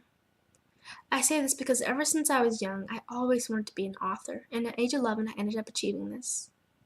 But not only did I end up becoming an author, I ended up becoming a public speaker, a publisher, a business owner, all these great things.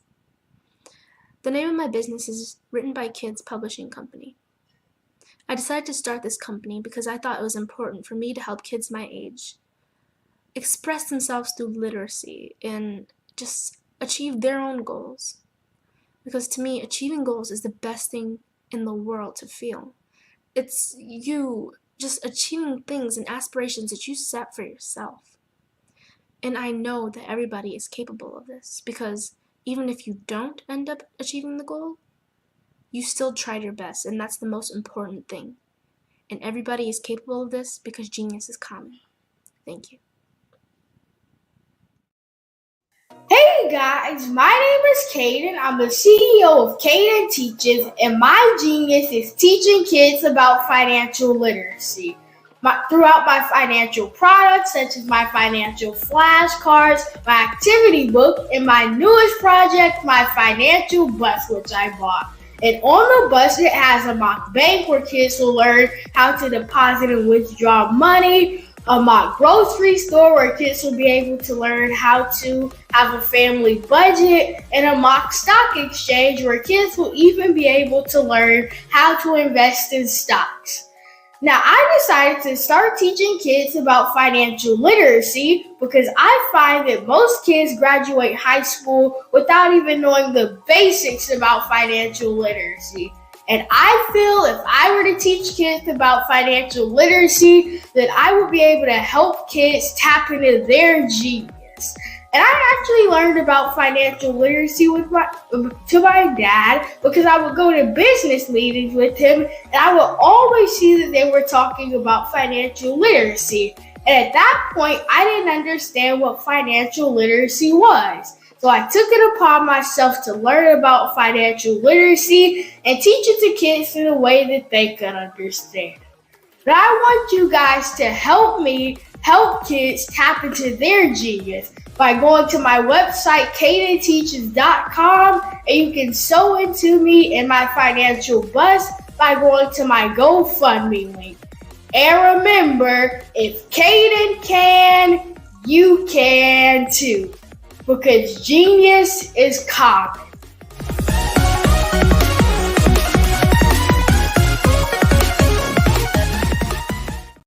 A 10-year-old founder of a company, meet Carter, ladies and gentlemen.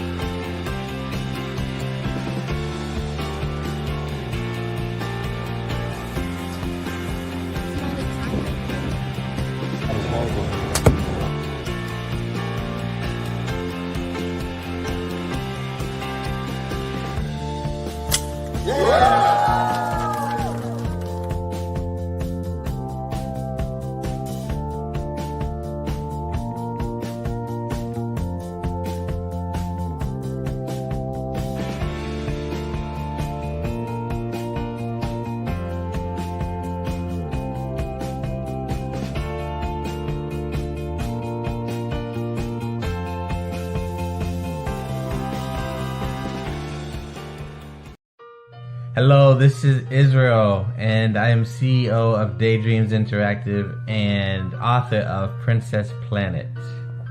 So, genius is common, and as a kid, I loved to daydream. Even as an adult, I loved to daydream.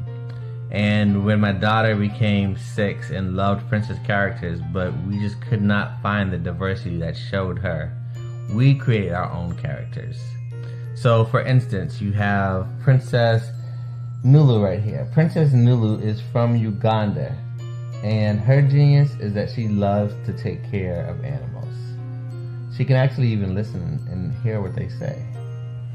And then we have Princess Isabella right here.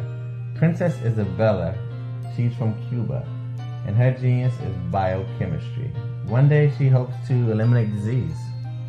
Then we have Princess Nia right here, and Princess Nia is based off of my daughter, and she wants to be the greatest dancer alive. So that's her genius. So what's your genius? My genius is my imagination. Genius is common.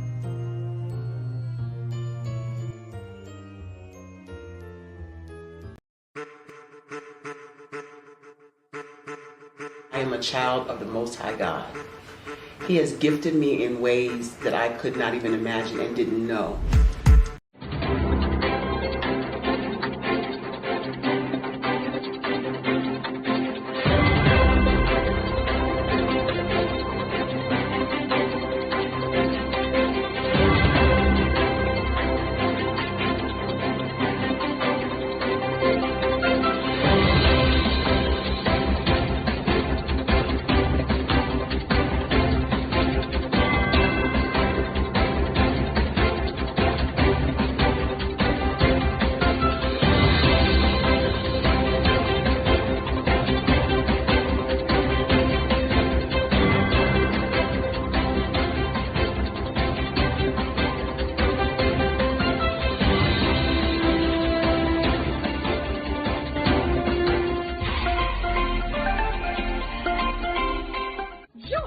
Dr. Eric Kelly III and a host of phenomenal speakers from all around the globe for this 7-day virtual event that you don't want to miss.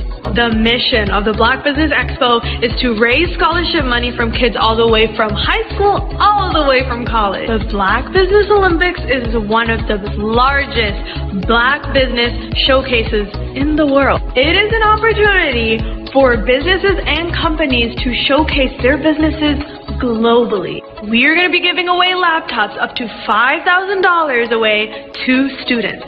Again, I'm Olivia Appleberry, the founder of 2 Cents Finance and one of the speakers for the expo. I am so excited to see you there. For more info, go to www.blackbusinessexpousa.com or call 919-308-9090 and hope to see you there.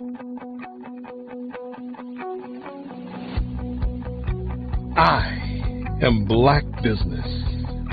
From the moment I wake until the time I sleep.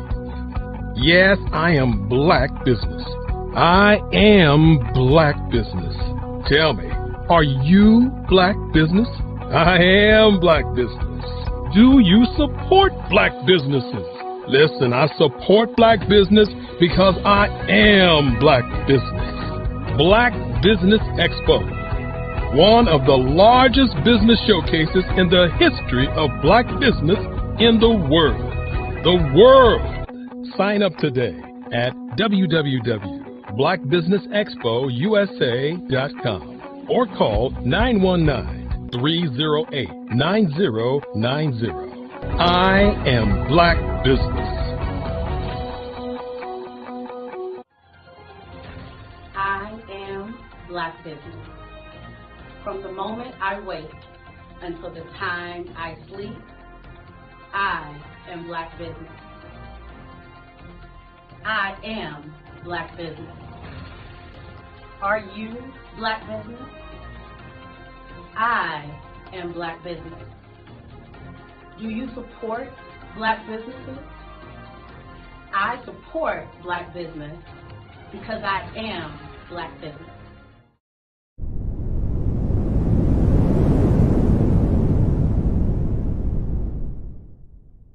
I am Black business. From the moment I wake until the time I sleep, I am Black business. I am.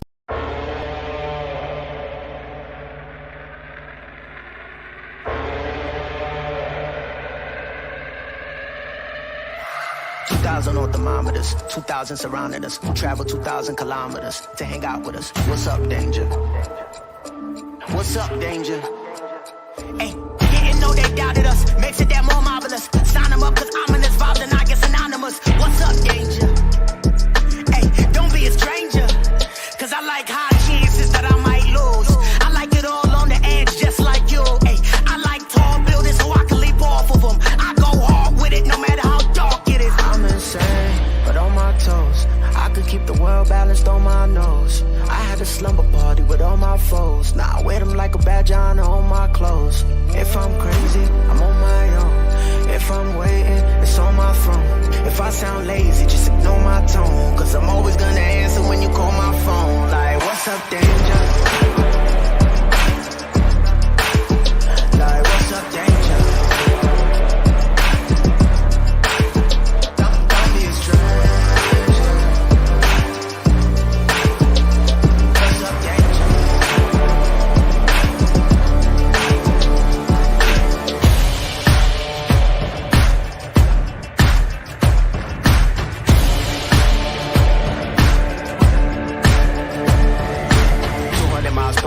Blindfold on. Mama always asking where did I go wrong. What's up, danger? What's up, danger? Travel 200 miles, I'm knocking at your door. And I don't really care if you ain't done wrong. Come on, what's up, danger? Don't be a stranger. I like it when trouble brews, I won't dare change. I like it when there's turbulence on my airplanes. I like it when I sense things that I can't see yet. Swimming with sharks when they ain't feed yet. Cause I like high chances that I might lose.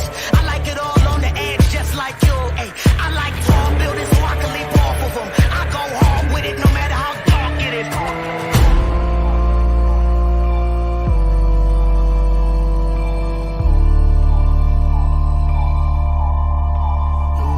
If I'm crazy, I'm on my own. If I'm waiting, it's on my throne. If I sound lazy, just ignore my tone. Cause I'm always gonna answer when you call my phone. Like, what's up, danger? Like, what's up, danger? Can't stop me now. I said I got you now. I'm right here at your door. I won't leave. I want more. What's up, danger? Yeah, what's up, danger? Can't stop me now. Yeah. I said I got you now. Come on, what's up, danger? Come on, I said what's up, danger?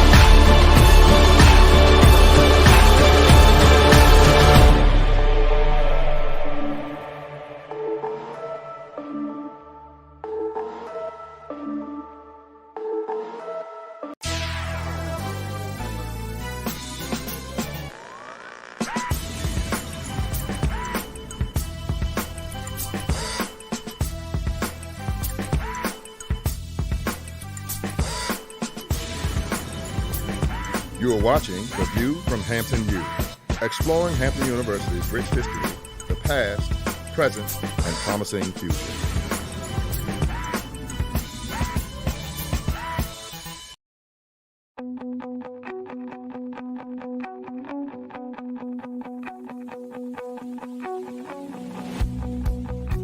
I am Black business. From the moment I wake until the time I sleep. Yes, I am Black business. I am Black business. Tell me, are you Black business? I am Black business. Do you support Black businesses? Listen, I support Black business because I am Black business. Black Business Expo, one of the largest business showcases in the history of Black business in the world. The world. Sign up today at www.blackbusinessexpousa.com or call 919-308-9090. I am Black Business.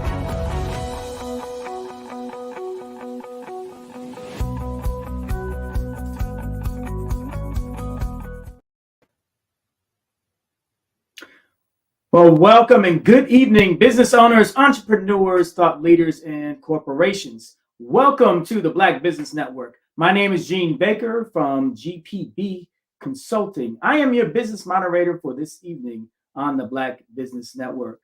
The Black Business Network is a 24-hour business network showcasing Black businesses, Black owners, entrepreneurs, and thought leaders worldwide. We have had speakers from all over the world: London, Singapore, Africa, Japan, North Carolina, Chicago, New York, Los Angeles, and cities all over the United States.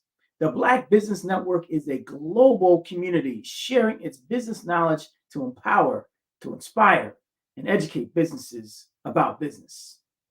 Next up is a conversation between myself and Grant McGraw about leadership and leadership styles. And I'm so excited to bring this gentleman onto the stage. Grant is a phenomenal person who is so influential in business.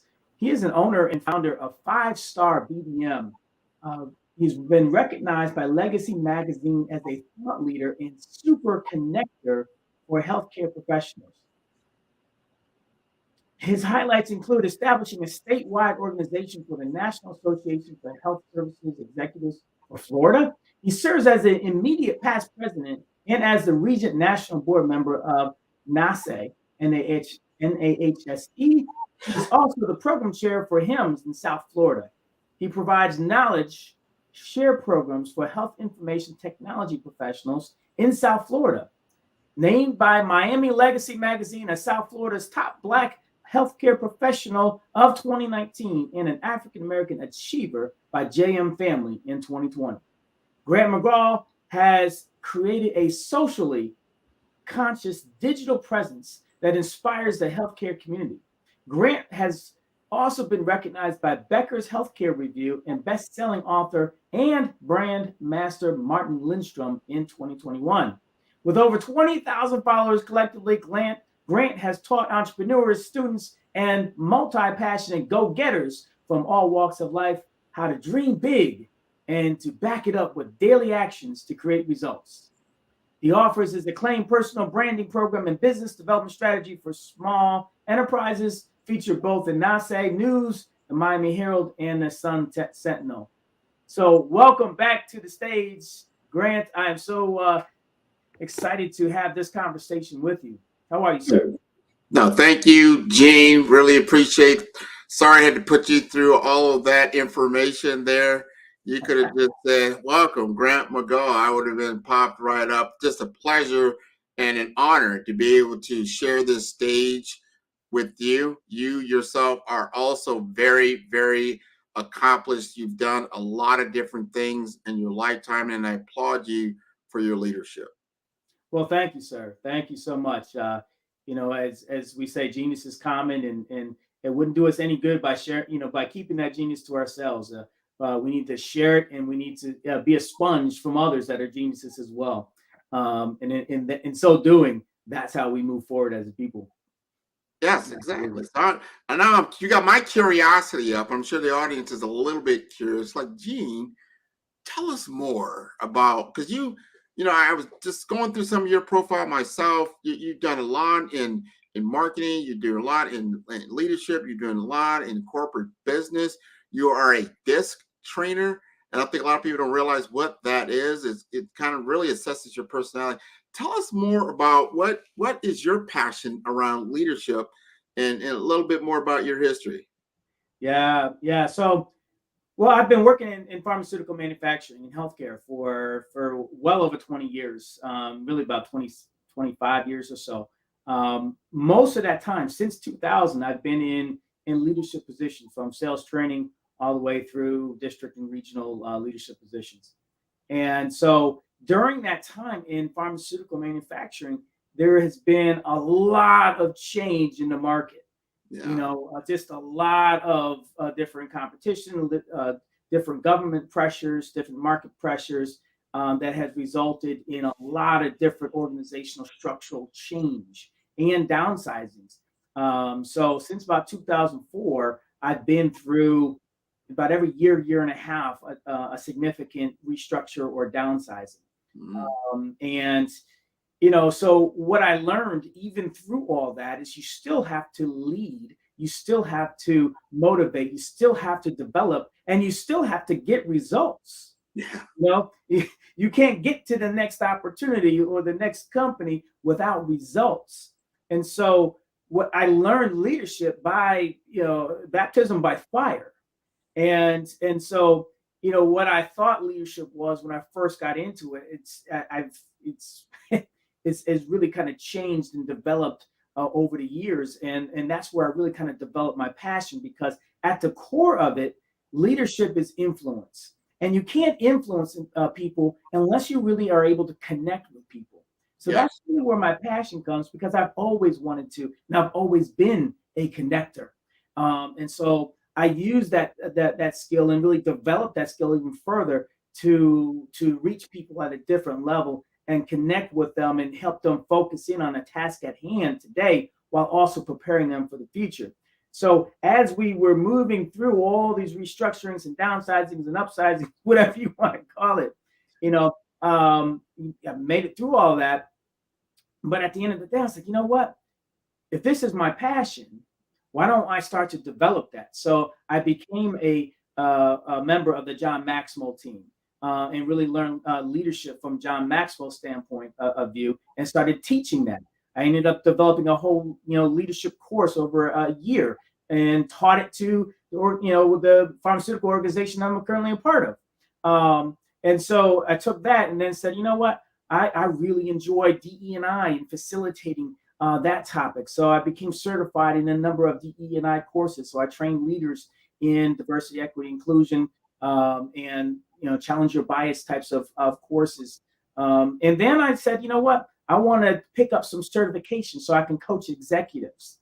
And so I became a partner with Management Research Group, and they have leadership behavioral certifications where you can really help leaders figure out, how do you show up in the workplace, and help them get 360 feedback on a number of leader behaviors, so they can really get really good data as to say, okay, this is how you think you show up. This is how others think you show up in these leader behaviors that are critical for your organization and your position.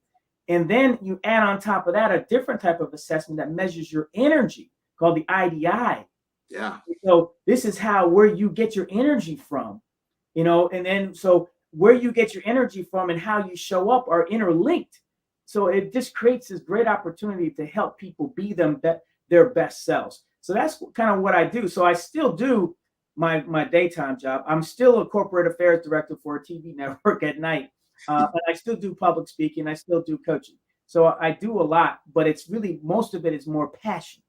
And when you're passionate about something, it's really not work.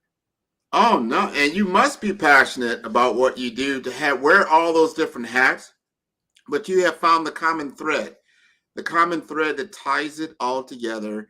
And you can pour into those things that you feel most confidently about, so you can be your authentic self, no matter whether you're in the corporate boardroom, you're doing your own thing, or you're helping with any kind of association or outside of your normal everyday work. I think that's very applaudable. So we're going to talk about leadership. And I think you've set the bar about the qualifications about what it takes to understand leadership, as far as from a curriculum standpoint, from a credibility standpoint. But when the rubber hits the road is what we want to talk about.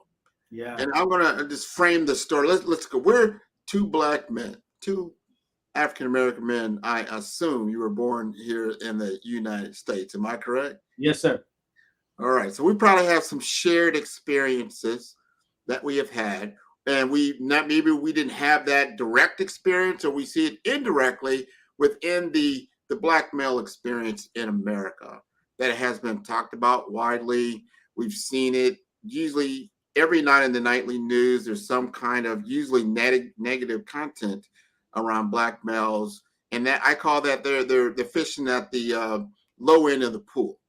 Right. They don't come upstream to see, like, we're 13% of the population, but you're going to tell me we're 80% of all the crime that's happening? That math doesn't add up very, very, very well. So what are the other parts of this population doing that we can shed light on? Because you are a professional, articulate Black man who is out there doing a number of facets of things. You go way against that paradigm shift.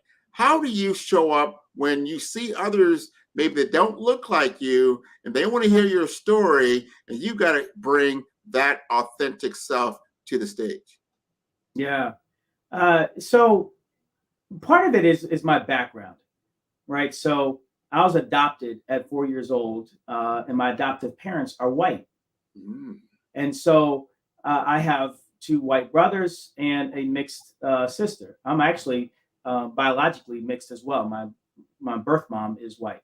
And so, growing up in that environment gave me a different perspective on how, that side views and sees life. And it also gave me an advantage in terms of, not being disadvantaged, from a historical standpoint, from a resource standpoint. My parents had resources. My dad was an executive. He had opportunity, so I didn't come up from a disadvantaged standpoint. And I had an additional lens of, what it's like to live in, the majority, right, world. And so I kind of use that as I've, maneuvered my way through corporate America, and understanding how to, and the importance of connecting with others. Because here's the deal. There's not, as you mentioned, there's not many of us. Any Black male out there understands, no matter where you are in corporate world, unless you're working for a Black organization, you are going to be one of few. I've been an executive in a room of thousands of executives, even recently, and counted on two hands the number of Black executives in that room. And you look around and you're like, wow, this is crazy, because I know there's more talent than this. But it is what it is. But what I do personally is make sure that those that I'm working with see me for me, that are comfortable with me. And sometimes that means spending more time than maybe others have to, making sure that those around me, that those that can impact my career, are comfortable with me. Right. I don't have to kiss anybody's butt, per se, but it's just taking a little bit extra time to make sure that I'm finding commonalities.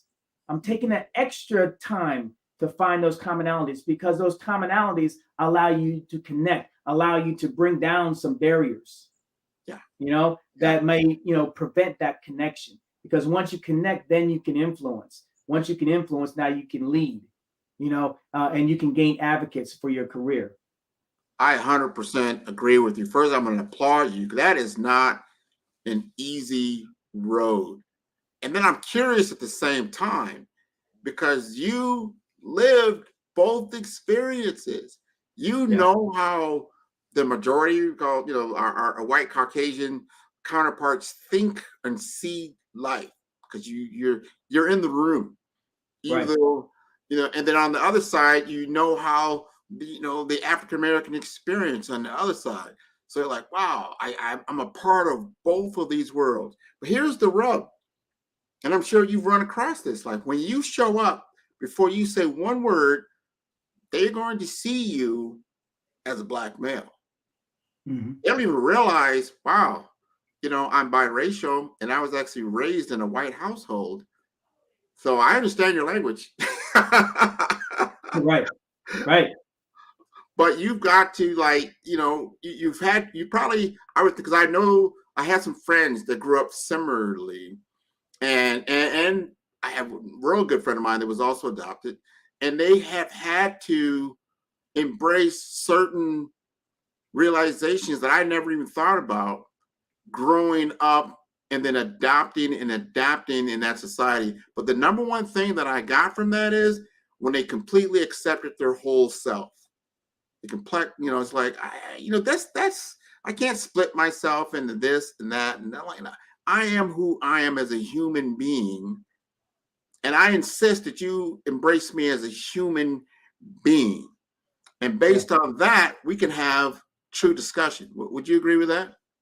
Absolutely. You have to insist.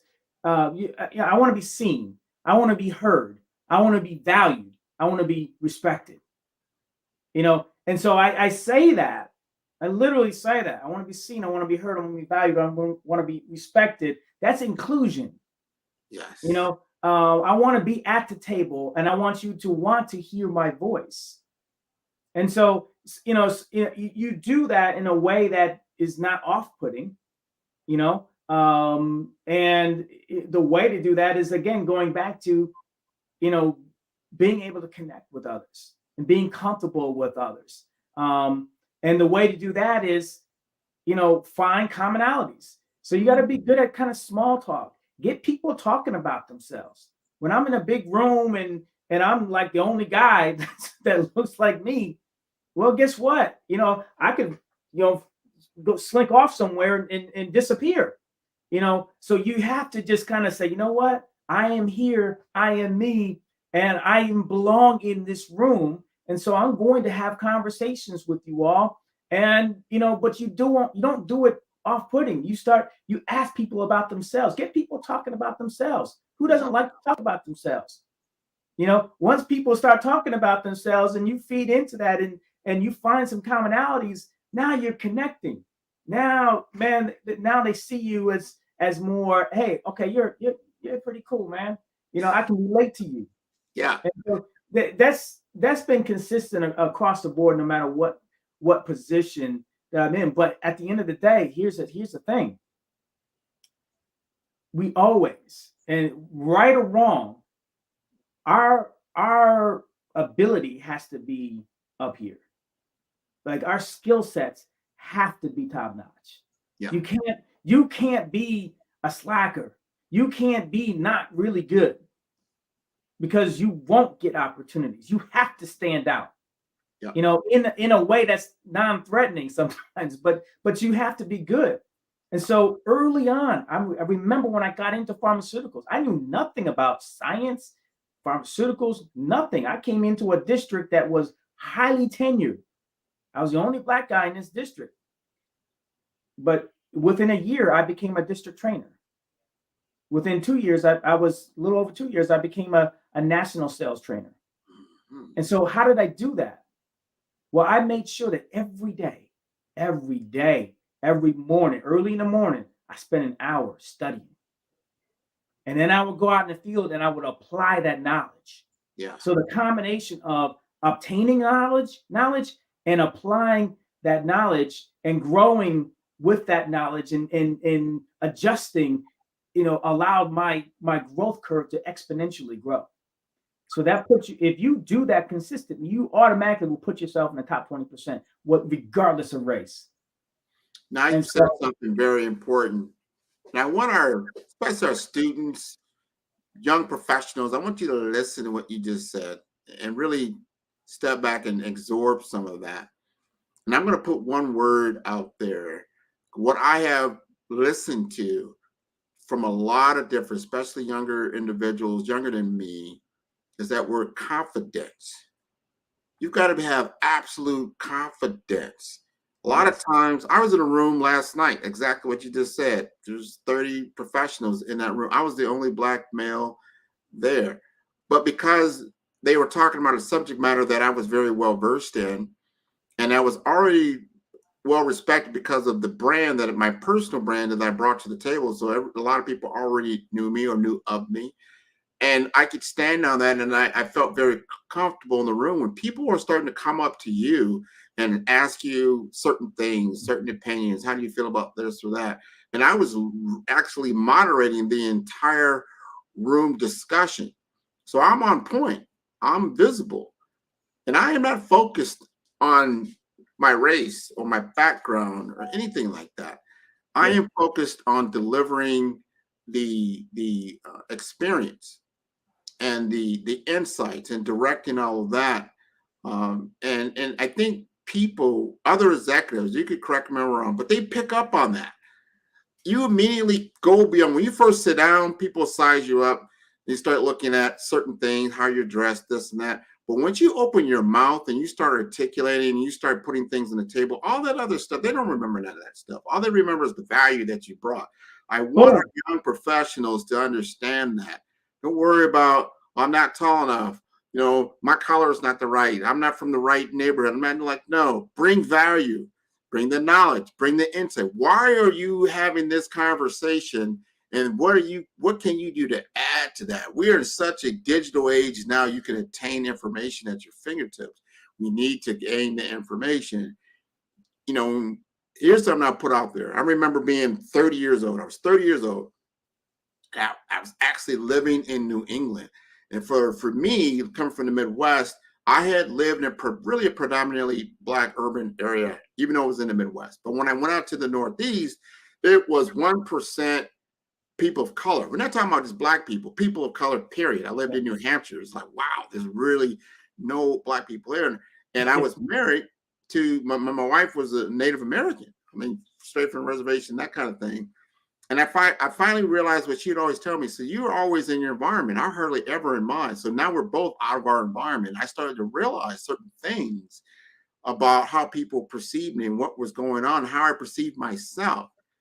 And it took some information that I got from one of the elders from her tribe that reminded me, so the first thing you need to understand is that you are a human being. Once you realize that, all those other things are just subsets. You are a human being. And as a human being, you can communicate with any other human being, whether they're the king or the barber, on the level of being a human being. From that point on, I had confidence of who I was as a human being. Had nothing to do with my race, my ethnicity, my religion, my politics. No, I always relate to people as a human being. Oh, absolutely. Absolutely. And so people relate to you when they see you, and they relate to you, and they see you as a human, as a person. Number one, not just, well, hey, I'm a Black guy. No, I'm a person beyond everything else. But the other thing that people do is to relate to values. You know, how do you show up? What's your North Star? And do they relate to your North Star? How do you communicate your values? You know, it is so critically important. So I learned years ago, as I was leading different, units, to make sure that I had a list of values, and we discussed those values. And I say, how do I show up? How am I committing to showing up with these values? And then I have each person kind of go around and say, what does this value mean to you? How would you show up and show this value? And so when you have that kind of conversation on a regular type of basis, now you have another significant way to connect those around you, and people know how you're showing up. They know what you stand for. And when they know what you stand for, now they start to not see, I shouldn't say, I hate that word, not see color, but they don't see you first as a Black man. They just see you as a man whose values relate to their values. Well, that the perception that they had. That's really a lot of times you just hold a perception that's not factual. It's like you're reading a book before just by looking at the cover, and that cover usually is tainted. It's like, that's not real. Like, all white people are not all the same. They don't all have the same attitudes and opinions and blah, blah, blah, because you're not accepting them as a human being. Like, you know, and I've talked to so many different people from all walks of life. I live in Miami, Florida now. And one thing I've loved about Miami, and I've said this several times on this program, and I will say it again, it's like, you cannot judge somebody based on appearance in South Florida, because they are from all walks of life. They speak all kinds of languages. They're from so many different countries. Just because a person looks like me, I cannot assume, oh, they have an African American experience. Like, no, they could be from, Guatemala. They could be from Cuba. They can be from Dominican Republic. They can be from Africa. They could be from Europe. They can be from London. So you allow a person to identify who they are, and as you just aptly said, their values. Let them fill that in. If that resonates with you, fine. I think that's great. Yeah. This is a good conversation that we're having. Yeah. And the other, part about that is to understand the impact of the narrative told by media. And so, on both sides, so you have a lot of, white people that are getting a lot of stories and images and imagery and a narrative told to them based on their media outlets that is, biased in a certain way. Sure. And so that narrative is just pounded to them every day, every minute, every hour. And over the years, that's really hard to start to break down those perceptions and those beliefs that are built off of a house of cards. Yeah. And on the same thing, Black folk, based on their experience, I remember going to college and, getting involved with the Black Student Alliance, and we would have all these conversations and whatnot. And I remember, people saying, I could never trust a white person. Never. I'm like, what? What do you mean you could never trust any white person? Like, are you kidding me? But then you have to take a step back and say, well, tell me about your experience. Yeah, right. Why do you say that? And then you understand, okay, well, based on your experiences, I can understand how you're feeling that. Doesn't mean that that's, the right, thought process, but I can understand based on your experience why you feel that way. And then now let's work on breaking some of those. Let me tell you about my experience living, in white world, and maybe that will change some of your perception. So, I think all of these perceptions that all of us have create these biases, and many of these biases are hidden, and that's why courageous conversations is what we like to call it, and just having conversations just with each other and just making space to connect and have open, honest conversation without feeling the need to slam somebody based off of what they say. You really need to give people some leeway. You got, and that's the thing. Like these are realities. If you do let's say you have a diversity, equity, inclusion event, you're going to do a forum, and it's going to involve, you could be involved in an association, or it could be a company, and you could put together a panel, all these different things, right? Invariably, you're going to get usually women, Black people of color, and then they're going to, be the panel discussion and predominantly the audience. And I'm like, this is going nowhere. If you don't have the majority, the majority perception on the stage, how is this ever going to change? Yeah. It's not, because you don't have that perception there. So we're talking amongst ourselves, but then I blame that. You say, well, I look at really the people need to understand this, because we are biased in our distribution of intelligence and information, and that you say, oh, well, it's the D&I, I'm not included. Like, yeah, you are. That's called inclusion. Yeah. Why do you know you're not inclusion? But because how we are demonstrating these type of events, we're demonstrating that it's not for you. I've never seen an all-white D&I panel. And you know what? They do have panels like that out there. You're like, huh? What are we doing here? But hey, let me switch gears. A minute. As we talk about Black leadership, I'm involved with the fraternity, the oldest historically Black fraternity in the world, Amplify Alpha Fraternity Incorporated. You go to some of these meetings and you see some like uber talented brothers out here. Like, whoa, like, how is it that organizations can't find us? And it's just crazy, man. But as we think about taking advantage of all of that talent as individuals in these corporations that we're in, as leaders, there's a couple things that I think as Black leaders we can demonstrate that will help us, be leaders not of today but also of tomorrow. Because corporate world is changing, society is changing. Artificial intelligence is it. That advancement curve, kind of goes like this, and it's like straight up now. The advances are coming quick, fast, in a hurry, and colleges haven't caught up, corporations haven't caught up. There's a lot of people, Black folk, by 2030, they're saying about 4.5 million jobs that Black people would normally have are going to disappear. Wow. As leaders, as Black leaders, we have an opportunity to show some leadership, to show some vision, to be more of a coach, which means that we have to have some knowledge, and you have to take advantage of, what? I'm seeing what's happening, what's coming down the pike. That train has left the station. Let me be prepared so I can lead my people down this path, right? That in itself will hold a lot of value. The secondly is that servant leadership attitude. Like, okay, understand that people are going to be put in very uncomfortable situations, and you are there to help them achieve their best selves. So that means that I am fully invested in understanding you as a person and helping you take advantage of your strengths and figure out what is most of the best match for you moving forward, because your current position may not be here.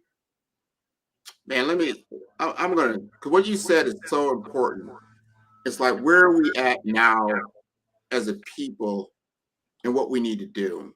Meaning this, if you're seeing what's happening in corporate America, which you brought up, there's so many different talented people of color, Black people in general, that are very talented, but they're not getting the opportunities. Here we are on the Black Business Network. One thing I've always heard Dr. Kelly talk about is Black Wall Street.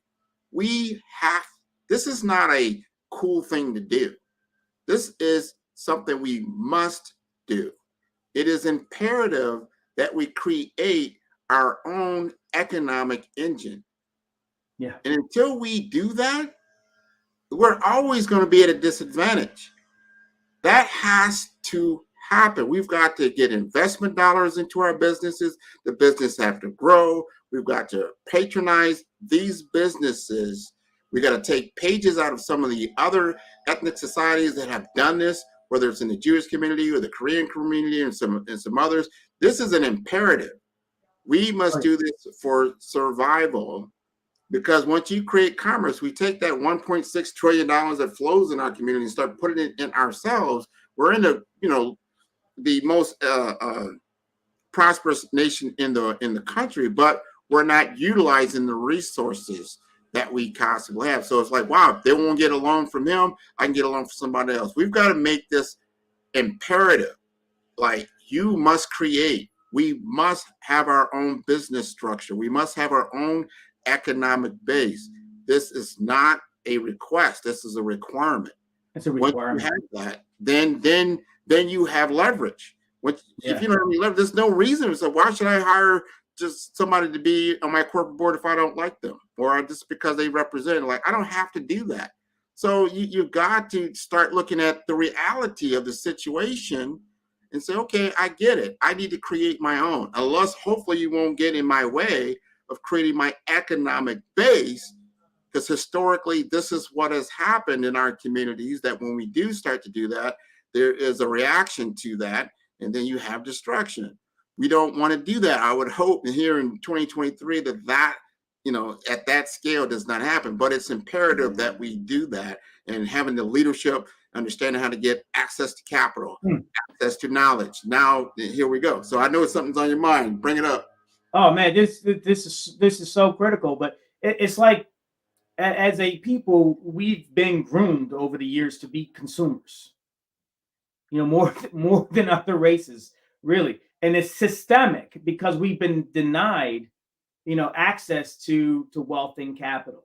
And so when you're denied that, then they push you to well, being a consumer. And so there's a lot of history there that we're overcoming. But the good news is there's a lot of interest across generations now in entrepreneurship and in business. So that's the good news.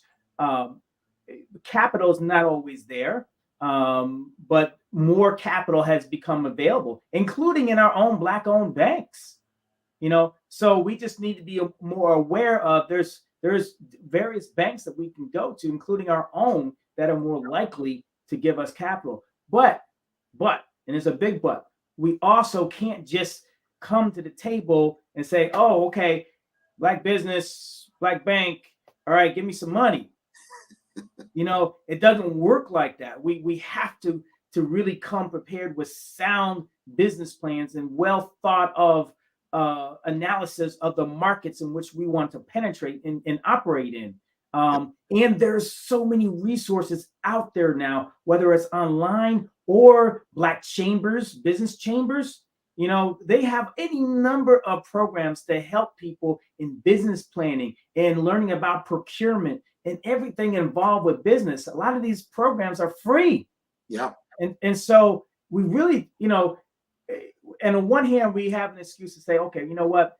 We have years of grooming and of denial that have kind of shaped our mindset and our habits. But reality today is, what? We do have opportunity. You just got to be aware and be prepared to take advantage of the resources that are there. No one's just going to give you money. No. So you got to understand that and say, yes, you know what?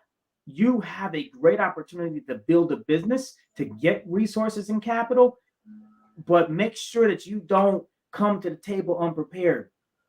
Get mentors, find business mentors, take advantage of the chambers in your communities and the resources that they have. Take advantage of online resources. Do your homework. And if you do that, you'll have a much greater likelihood of getting the capital, getting the resources, getting off the ground. And more importantly, once you get off the ground, stay off the ground. Yeah. Because a lot of businesses fail, whether you're Black, white, or Hispanic, Asian, whatever. They fail. And it's for lack of vision, of planning, of resources, any number of reasons. So just be aware of that and learn to look at failure as an opportunity for growth. I remember having, I'll say this quickly, had a conversation with a multi-millionaire. My brother was working for a company that made ATM machines and kiosks. This is way back in the day, like 2001. And I had an opportunity to have breakfast with him and the owner of this company. They were in Ohio closing on some big bank deal, multi-million-dollar deal. And I said, well, heck yeah, I want to sit down with you. I want to pick your brain and I want to ask you about your story and what are the learnings? What did you learn through this journey? Like, how did you get here? Yeah. And so he broke it down. He says, man, you see me today. You see me today. I am successful today. I have the trappings of wealth per se, right?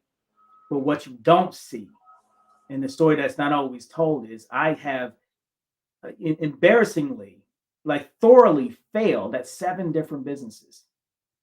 Financial ruin, 7 businesses.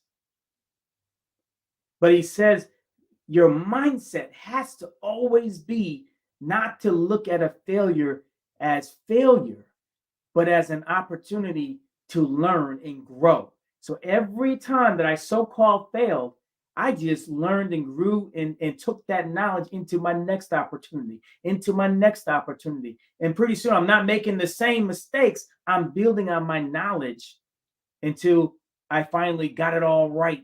And here I am today with all of that real world knowledge and expertise. And here I am, a multi-millionaire with a very successful company. So we have to have that same that same inner working, that same growth mindset, that same mindset of not looking at failure as well. No, that 100% on that, 100% on that, and we've got to help each other, because you accumulate. Here's what capital. People think of capital. They always think of it either in human capital, or they think of it as resources and monetary. Capital is in your information, knowledge, and wisdom. You've accumulated that, and it's valuable. What is your experience? I would probably want to talk to somebody as a mentor or consultant. Like, all right, your business failed. Yes, it did. I want to hire you as a consultant. Like, why would you hire somebody who's failed as a consultant? Because I want to know why you failed. I want to understand it. I want to see what you're doing and what, these key economic factors or whatever it was that happened in the market that occurred to you. So I won't hopefully make that same type of mistake. Because if you only talk to people, it's like, wow, yeah, I'm a millionaire, and you want to talk about their success, right? That might not give you the whole picture, because their success is usually always contingent on factors that you cannot duplicate. So that's very important to understand everybody's story. Another thing I want to let our audience understand, because we are on a worldwide network. Just because an American bank won't give you money, don't limit yourself. There are banks all over the world. There are so many people that are willing to invest and they want to invest in America, and they see Black Americans as an untapped resource. They're always looking for new opportunities. How can I tap into that resource? And if a typical American businessman won't, or I say company won't invest in you, that's an opportunity. It's like, you know what? I'm going to go ahead and fund that, from my Nigerian bank or some other part of the world. Yeah. I'm going to go ahead and fund that, get it operationalized. I'm part of their board. We're going to make this happen, because we're not going to be deterred by someone else that doesn't have the vision, or the perception or the attitude to, I'm going to go ahead and put money into this society. And you brought up another good point. If Black people are always in the consumer side of the model, they don't want to invest in you, because that is not in their benefit. You understand what I'm saying? Yes, absolutely. Man, Grant, we could go another hour easy on these topics. And I so enjoy these types of topics, and I hope our audience, got as much out of it as I did, and I'm sure you did as well. But these are conversations that need to happen, and as we like to say as well, genius is common. Let's share our genius with each other. Find mentors out there. Find it's people that you can bounce ideas off of. Get into these mastermind groups where people have the same like-mindedness in terms of thought and action, and really want to learn from each other. And it's all about business. It's all really about sharing ideas and moving forward. Get around that kind of energy, and you will be way better for it. So thank you so much for joining me on this panel and a wonderful conversation. And as we like to say again, genius is common. I'll see you on the other side. All right. Appreciate it. Thank you. Enjoyed it every minute. Thank you, Grant. All right, so the Black Business Expo's mission is to raise funds for high school seniors going to college or K-12 entrepreneurs. This expo is a fundraiser for students, and you may go to www.blackbusinessexpousa.com to donate to the scholarship fund, or use the Cash App that's on the screen, and that is $BBXUSA. BBXUSA. Our goal is to give laptops and up to $5,000. Yes, you heard that right, $5,000 to 10 students. Students can register online at www.blackbusinessexpousa.com. Every dollar counts. So we want to remind you to donate to the scholarship fund. And we want to thank our Black Business Expo USA sponsors for June 2023. NC 100, thank you. Moody Capital Partners, thank you. Suede Soul, thank you. Lotus Richer, Coaching and Training, thank you. Carolina, Virginia, Minority Supplier Development Council, thank you. Step Management, thank you. BHS and Associates, thank you so much. Margie McLean Foundation Incorporated, thank you. Genius is Common, thank you so much. Earth Essentials, thank you. Melaine Shawnee Global, thank you. Executive Women Success Institute, thank you. The Quality Coaching Company, thank you. Superwomen Business Services, thank you so much. Creative Force Studios, thank you. Lee Entertainment, thank you. Artistic App Design, thank you. And last but not least, Black Business Expo USA, thank you. I will see you on the other side right after these commercials.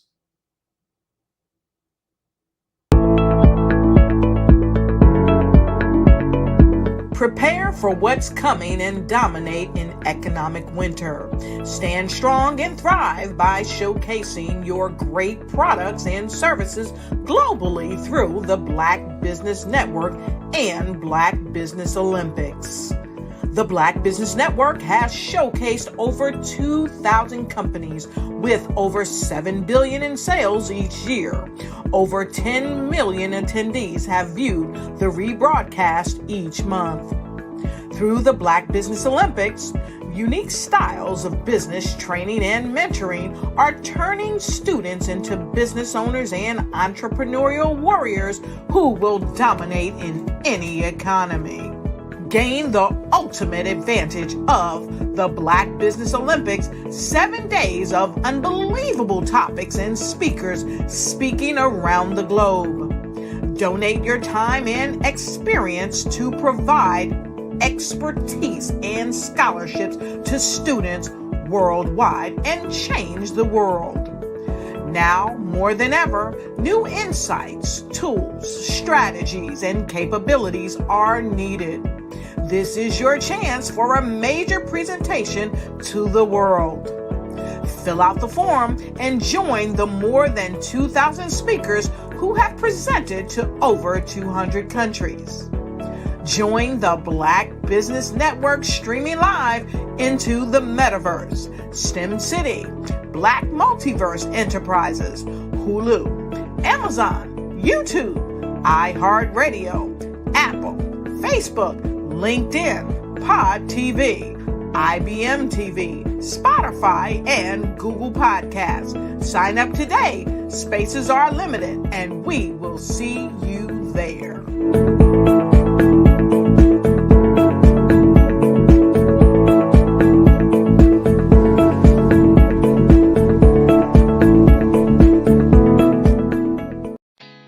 Did you know women represent just 3% of Fortune 500 CEOs and less than 15% of corporate executives at top companies worldwide?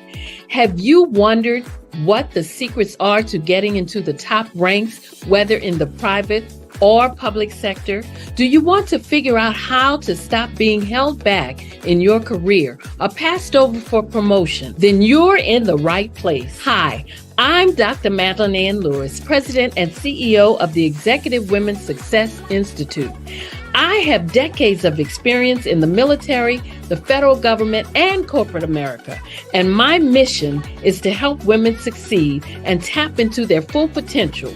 I want to reach 1 million plus women around the world to become the leaders they are meant to be. So if you want to move into a management or executive level position, or maybe you are a female veteran transitioning out of the military into business entrepreneurship, then reach out to the Executive Women's Success Institute at 301-693-3284. Let us get you on the fast track to success.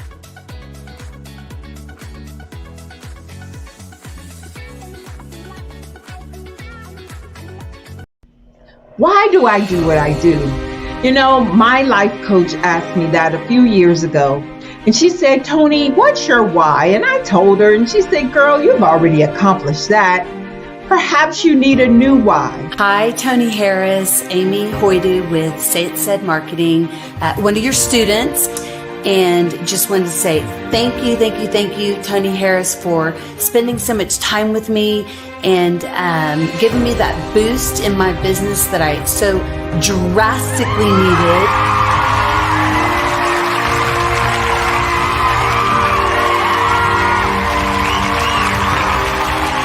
why is to touch, move, and inspire my clients to take drastic steps to be better than they were before they met me. I'm a resource. I'm a connector. I want to help people build deeper relationships that are beneficial to their life and business. That's what I do best. So, first thing you got to do is show up. And speaking is a way to magnetically attract your ideal client to you. How many of you use social media that way? Absolutely. And this is how you look to the world. Drastic steps are the steps that are needed to be successful. And my business is drastic denotes a mindset. Getting out of your comfort zone. Doing something that you don't necessarily feel comfortable doing, want to do, but you know it's a necessary step to be successful in your business. I get the most satisfaction when I see my connections flourishing into relationships long after I am gone. Hi, my name is Jasmine Augustine with Media Jasmine, and I've joined several networking and referral groups in the area. And Network in Action Northeast Houston with Tony Harris Taylor is one of the best organizations that I've joined. I love that piece of what I do, and it is what fuels my fire.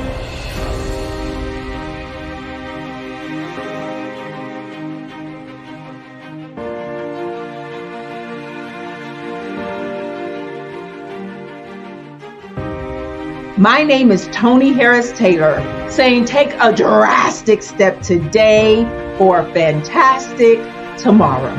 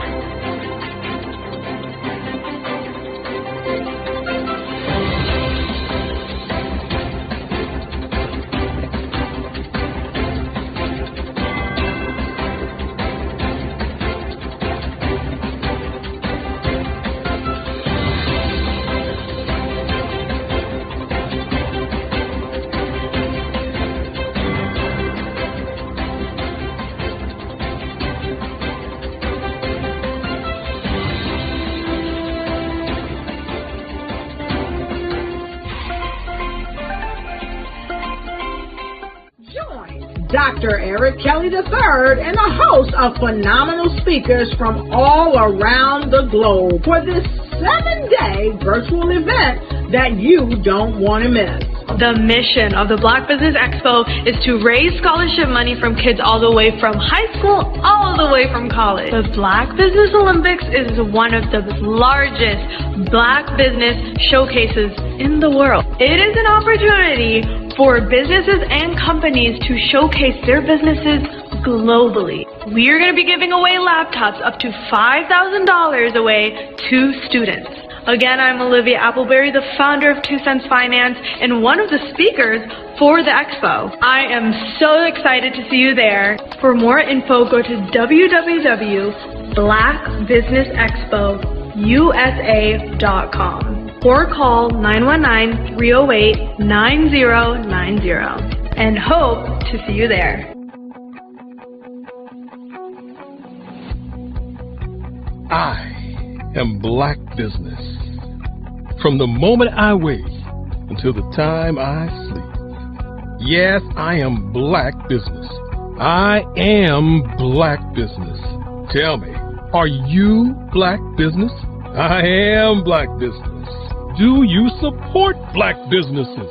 Listen, I support Black business because I am Black Business. Black Business Expo, one of the largest business showcases in the history of Black business in the world. The world! Sign up today at www.blackbusinessexpousa.com or call 919-308-9090. I am Black Business. I am Black Business. From the moment I wake until the time I sleep, I am Black business. I am Black business. Are you Black business? I am Black business. Do you support Black businesses? I support Black business because I am Black business. Hey guys, my name is Caden. I'm the CEO of Caden Teaches, and my genius is teaching kids about financial literacy. Throughout my financial products, such as my financial flashcards, my activity book, and my newest project, my financial bus, which I bought. And on the bus, it has a mock bank where kids will learn how to deposit and withdraw money, a mock grocery store where kids will be able to learn how to have a family budget, and a mock stock exchange where kids will even be able to learn how to invest in stocks. Now, I decided to start teaching kids about financial literacy because I find that most kids graduate high school without even knowing the basics about financial literacy. And I feel if I were to teach kids about financial literacy, that I would be able to help kids tap into their genius. And I actually learned about financial literacy to my dad because I would go to business meetings with him and I would always see that they were talking about financial literacy. And at that point, I didn't understand what financial literacy was. So I took it upon myself to learn about financial literacy and teach it to kids in a way that they could understand. But I want you guys to help me help kids tap into their genius by going to my website, cadenteaches.com, and you can sew into me in my financial bus by going to my GoFundMe link. And remember, if Caden can, you can too. Because genius is common.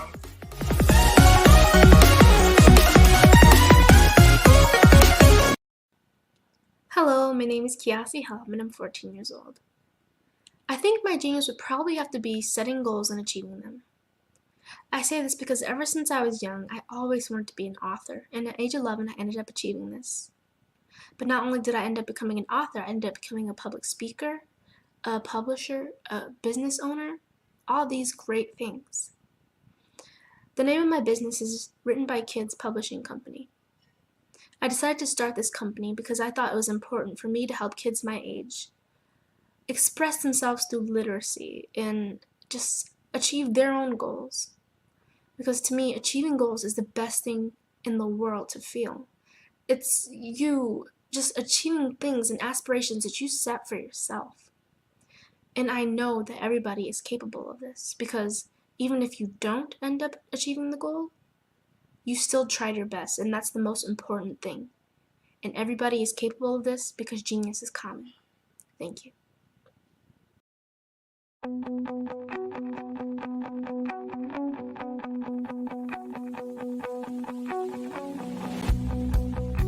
I am Black business. From the moment I wake until the time I sleep. Yes, I am Black business. I am Black business. Tell me, are you Black business? I am Black business. Do you support Black businesses? Listen, I support Black business because I am Black business. Black Business Expo, one of the largest business showcases in the history of Black business in the world. The world. Sign up today at www.blackbusinessexpousa.com or call 919-308-9090. I am Black business.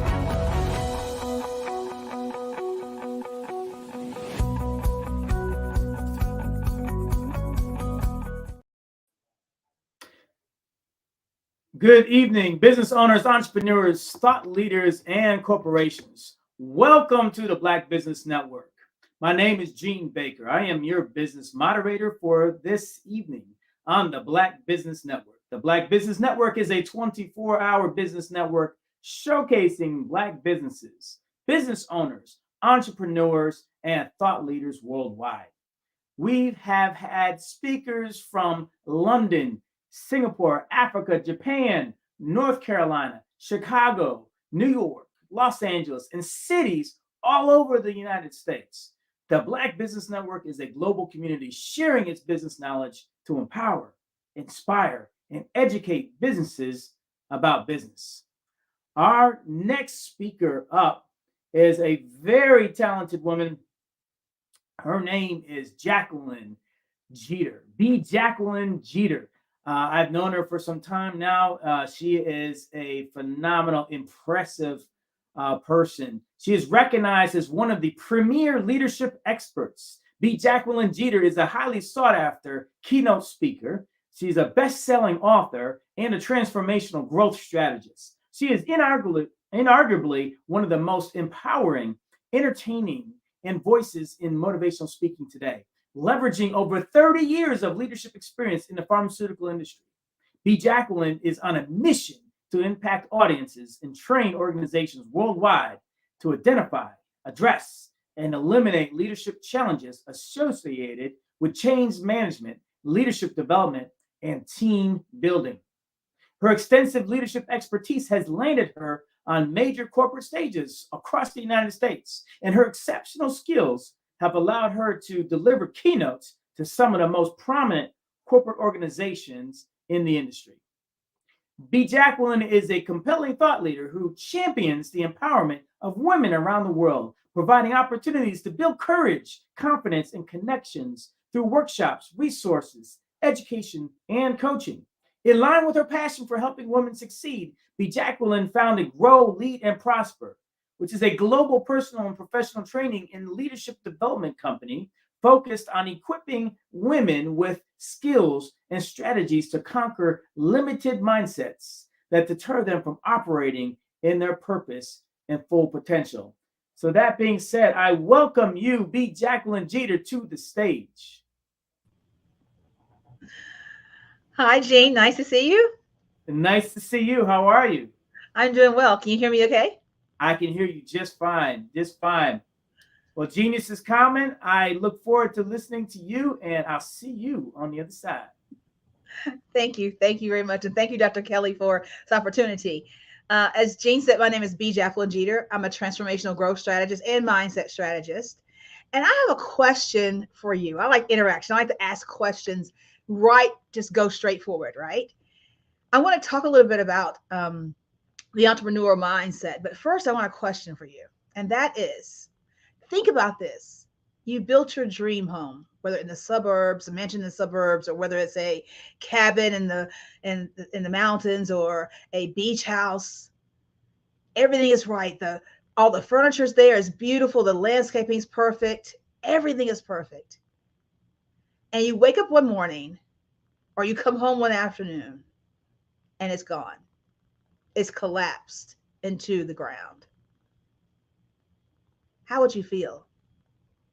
Would you be astonished that you put all this work and all this energy into this dream of yours and now it's gone? Would you call the builder and say, what's going on? Where's my house? You see, it probably collapsed because of a faulty foundation.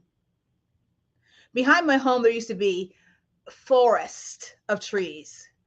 And then thanks to development, which is nothing wrong with development, all those trees are gone. And now there are pockets of houses and townhouses and apartments and things like that behind it.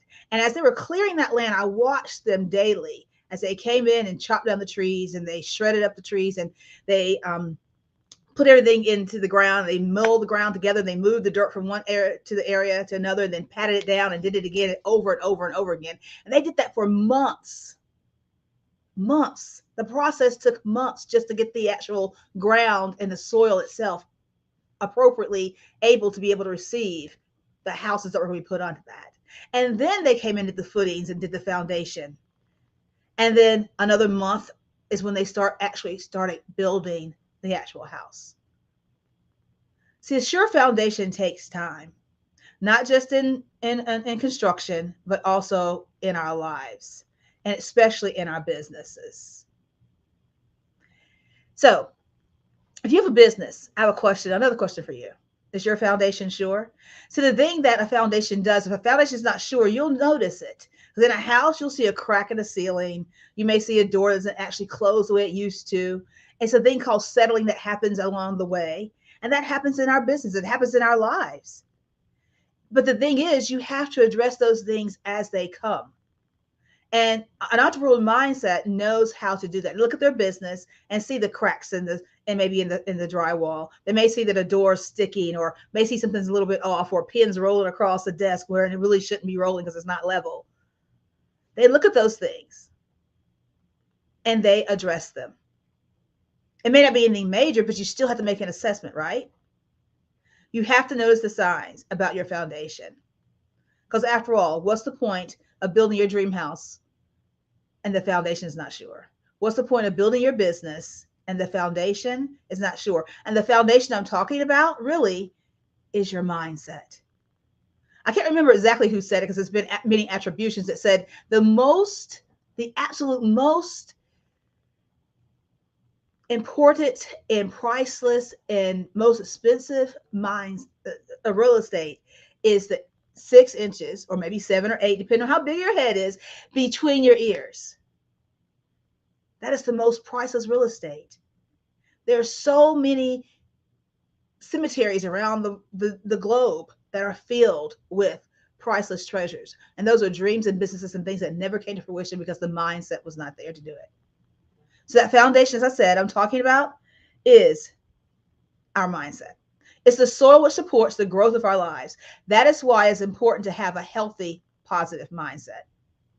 See, the mind is a very powerful tool, and it ultimately determines who you are and who we are as a person. Also known as mindset, this thinking pattern or your frame of mind, how it impacts our lives. It helps you make sense of the world, and it helps you to make sense of yourself and others.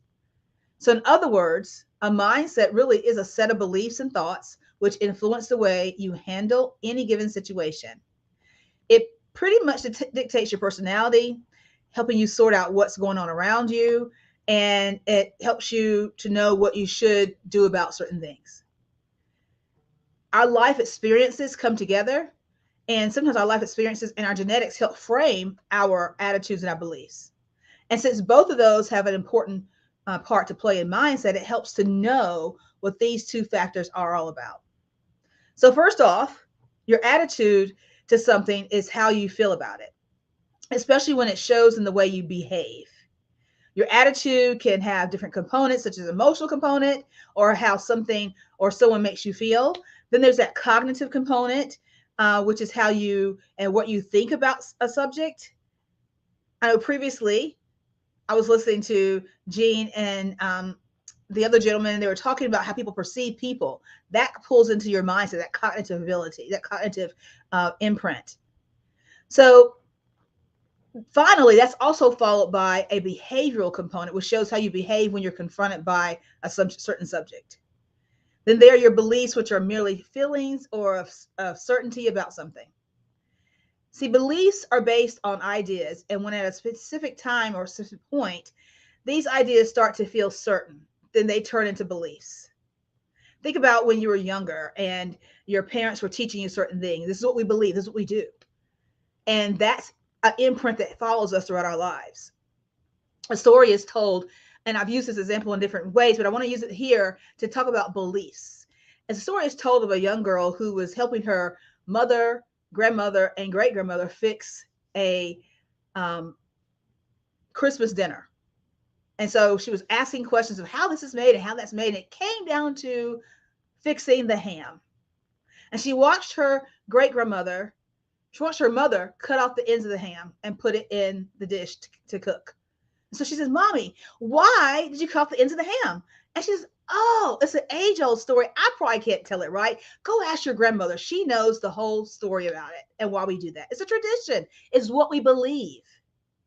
So she goes to her grandmother, and her grandmother she asks Gigi, "Why does mommy cut off the ends of the ham before you put it in the dish to cook it?" And she says, Oh, my mother did that too. She knows the real story about it. You go ask her.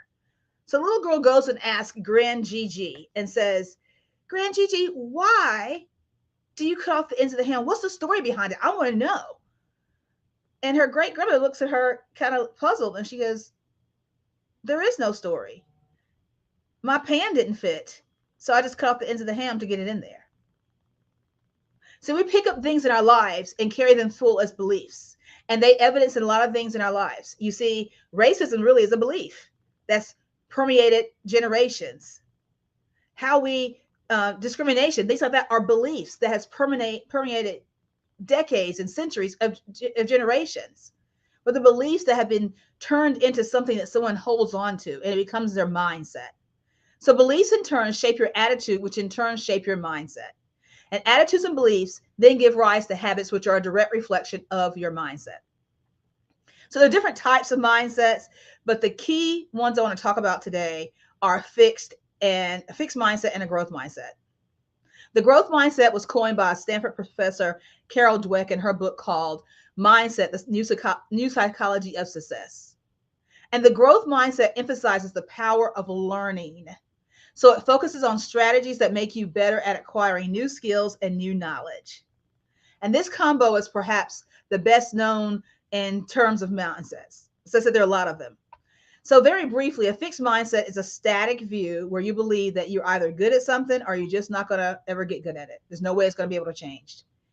It's called a fact or destiny. I'll never be able to become an entrepreneur. I'll never be able to speak on stage. I'll never be able to do this. I'll never be able to do that because they have stuck in time. It's static. That's a fixed mindset. It's fixed. And when something's fixed, it's rigid. It can't be moved, but it's also inflexible. Now, on the other hand, a growth mindset is a learning mindset with a dynamic view.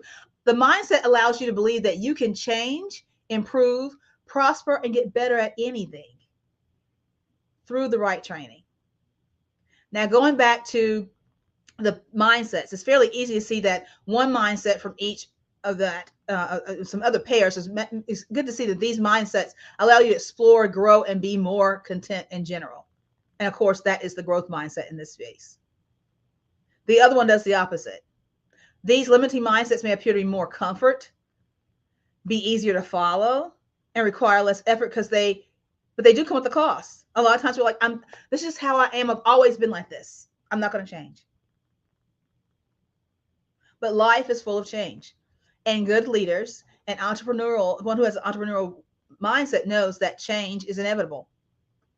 So the cost that comes with a limited mindset is what they do is they repel the good opportunities in life that you have, but can also hold you back from achieving your full potential. The power of a growth mindset allows people to view themselves as capable of doing most anything, if not at all settings. They definitely don't consider themselves as restricted by any current view or current abilities or disabilities, but they believe they can do whatever they want as long as they practice and get better and learn. A key thing of a successful entrepreneur is learning. So consider the example of being given a new project and something you haven't worked on before. You've never seen it before. Your response could go either way. You could look at this challenge and think, I'm not qualified to do this. I can't. Or you could look at it and say, well, guess what? I've never seen it before, but let's unpack this and see where it could go. Let's look at the challenges. Look at this. Let's look at that. And you can think about what you can bring to the table and what it'll take to get the desired results.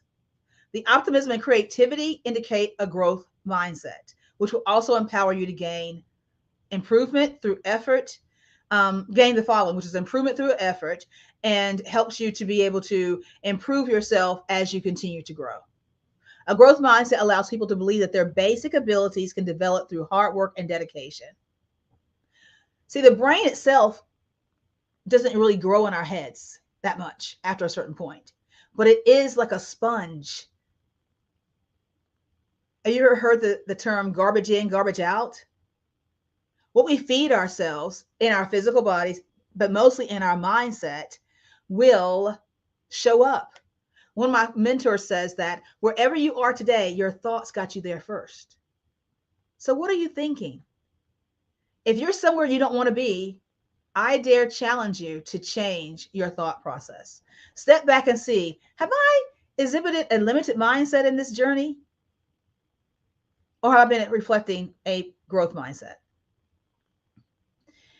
People who exhibit eagerness for learning and resilience, which is a must for accomplishment, reflect a growth mindset.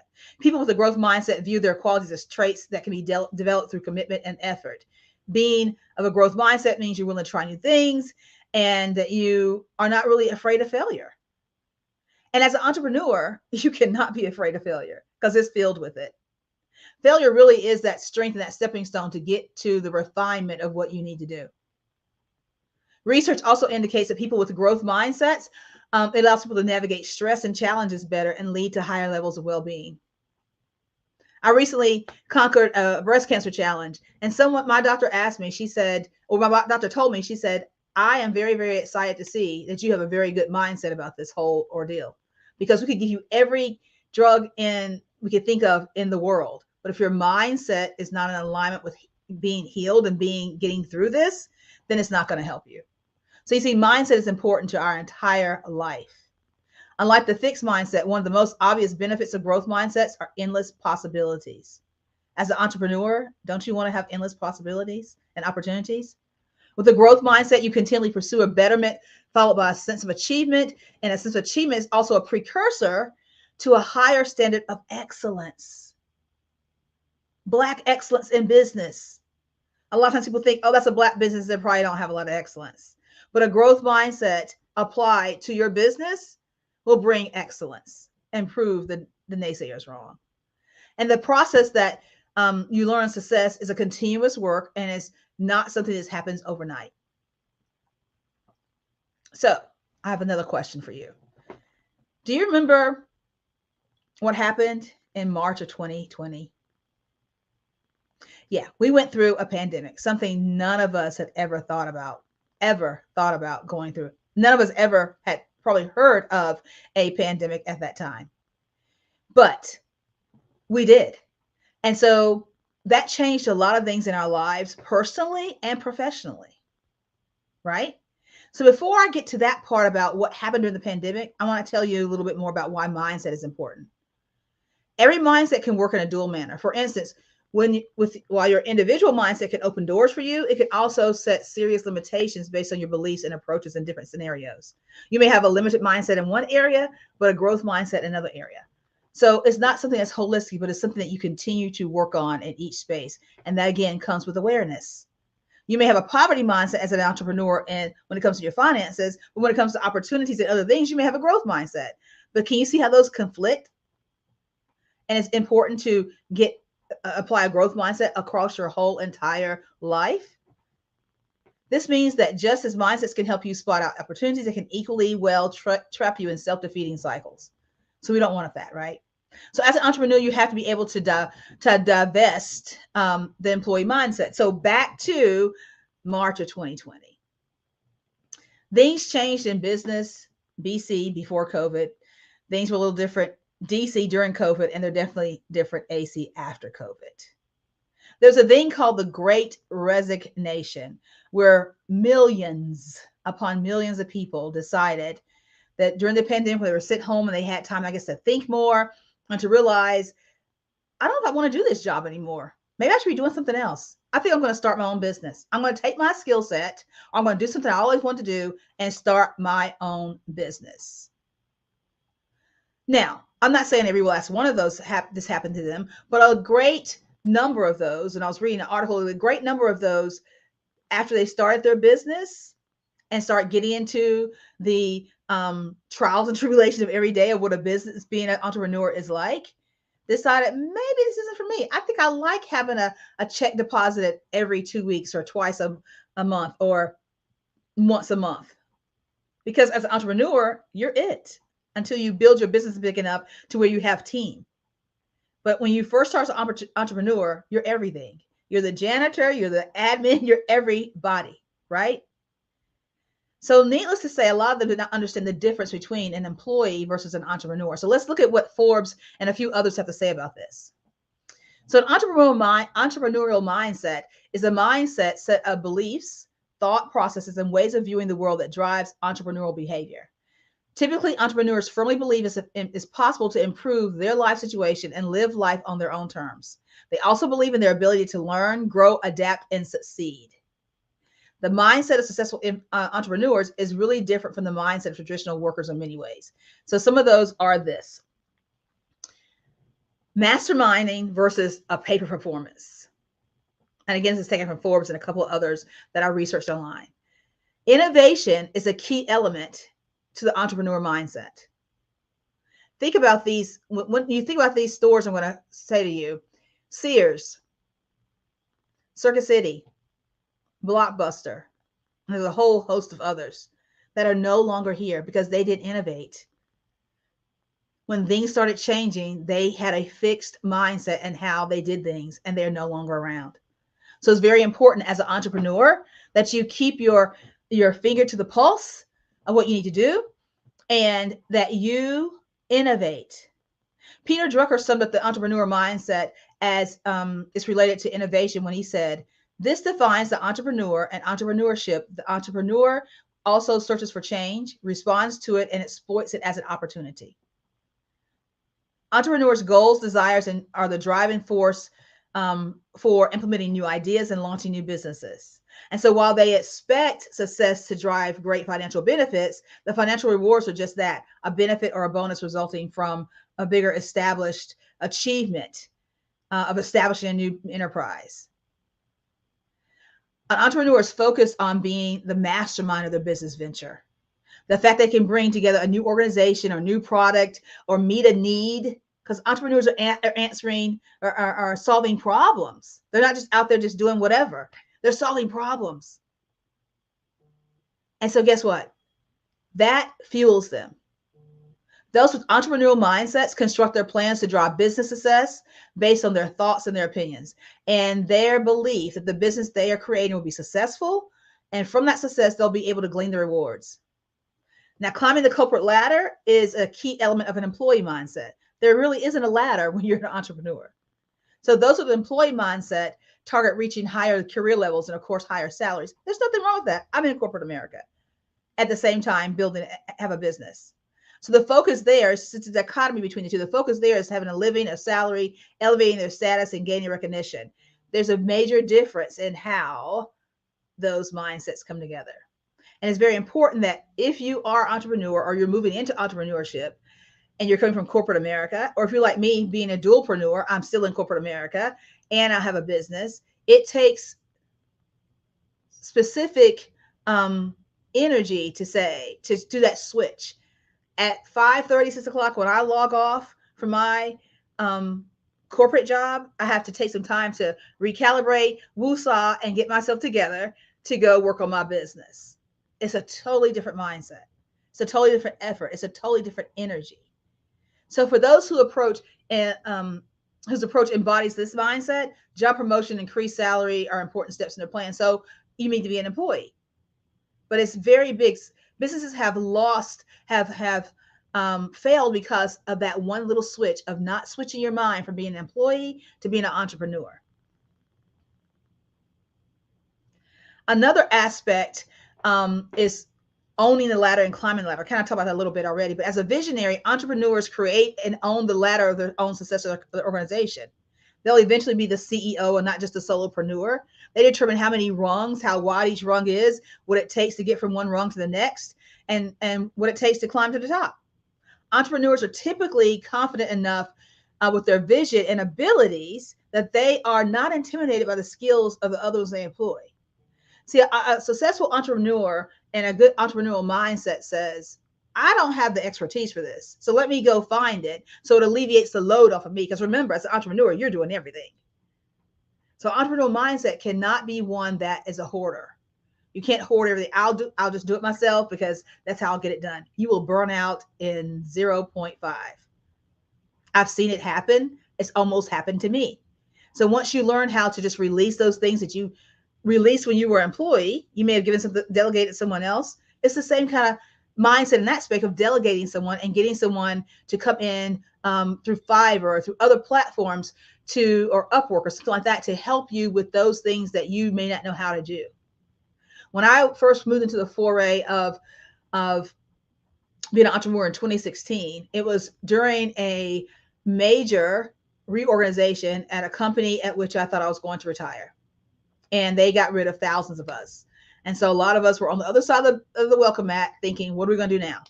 And that was one thing I did. I took some time off and I said, what am I going to do? Am I going to continue on? Because I started gaining more coaching as a job plus coach in my personal development at that job, but I'm a clinical scientist. So I had those two things. Am I going to continue on in the clinical scientist arena of pharmaceuticals, or am I going to move forward and do something totally different? Well, I had a major learning curve because I didn't know nothing about birth and no business. Nothing. I was that corporate person, focused, getting my check, my bonuses, and everything else that was my happy place. But when your cage is rattled, it makes you kind of think about things. Remember that Great Resignation? I think a lot of people went through that kind of mindset shift and thinking, is this what I want to do for the rest of my life, for the rest of my days, or right now, or do I want to do something totally different? But I had to make sure I did one thing, and that was, I love learning, for one. And so I had to make sure I understood and researched the arena I was in. So entrepreneurial mindset, make sure they understand their craft. They just don't hop out into the arena and say, I'm going to open a bakery, and they don't know how to get supplies. They don't know any of the specs, that the requirements that are known or needed for that area. You have to take on the mindset of a continual learner. So it's a big shift. Any fear of competitive concern is strictly tied to external business and competition. As an entrepreneur, you know there's going to be competition. You're not the only one. Walk down the bread aisle. There's not only one type of bread. There's bread from everywhere. But those who produce bread know they stay in their lane of genius. They know what they do. They do wheat bread. They do whatever kind of bread. So as an entrepreneur, one of the things that you have to make sure you understand is that know who you are, know what your avatar is, and have confidence in what you bring to the table, because there will be competition. There will be people out there who probably are competing for areas, and they have and you feel that your product is more stellar or more excellent than this. And it could be, but may have a greater reach. You don't know, but you cannot be distracted by the shiny objects. You can't be distracted by those things. So you have to be focused to have for an entrepreneur mindset. Entrepreneurs are confident enough to lean on others to help them implement their vision. And they're confident enough to know that they bring what they bring to the table. Another aspect of employee versus entrepreneur is full accountability and team player accountability. The entrepreneur mindset is conditioned to accept accountability in all situations. Remember, you're it. It's just you, unless you have others that are, you get to the point where you actually have actual employees, or you're bringing in others to help. They understand that progress and success of their business or their projects begins and ends with them. So regardless of that root cause of the problem, they must drive the solution. So to have an entrepreneurial mindset, you have to be a solution driver. You have to be someone who drives things forward. In the end, it is your enterprise. And to get along, to be successful, it's going to take you pushing it forward. Entrepreneurs understand that when things don't work, they must quickly look at the mistakes and find ways to use them for good of the planned endeavor. The entrepreneur is wholly accountable for ensuring the success of their enterprise. Thomas A. Edison said, I have not failed. I just found 10,000 ways that won't work. And an entrepreneur understands that wholeheartedly. Those are the employee mindset, work in positions where the scope and responsibility is delineated, and there's other people that are part of the solution and the issue and the failure, but it's not like that as an entrepreneur. Another key characteristics for a strong entrepreneurial mindset is resilience. Again, think about March 2020. There were contingency plans at different companies, but who had a pandemic contingency plan?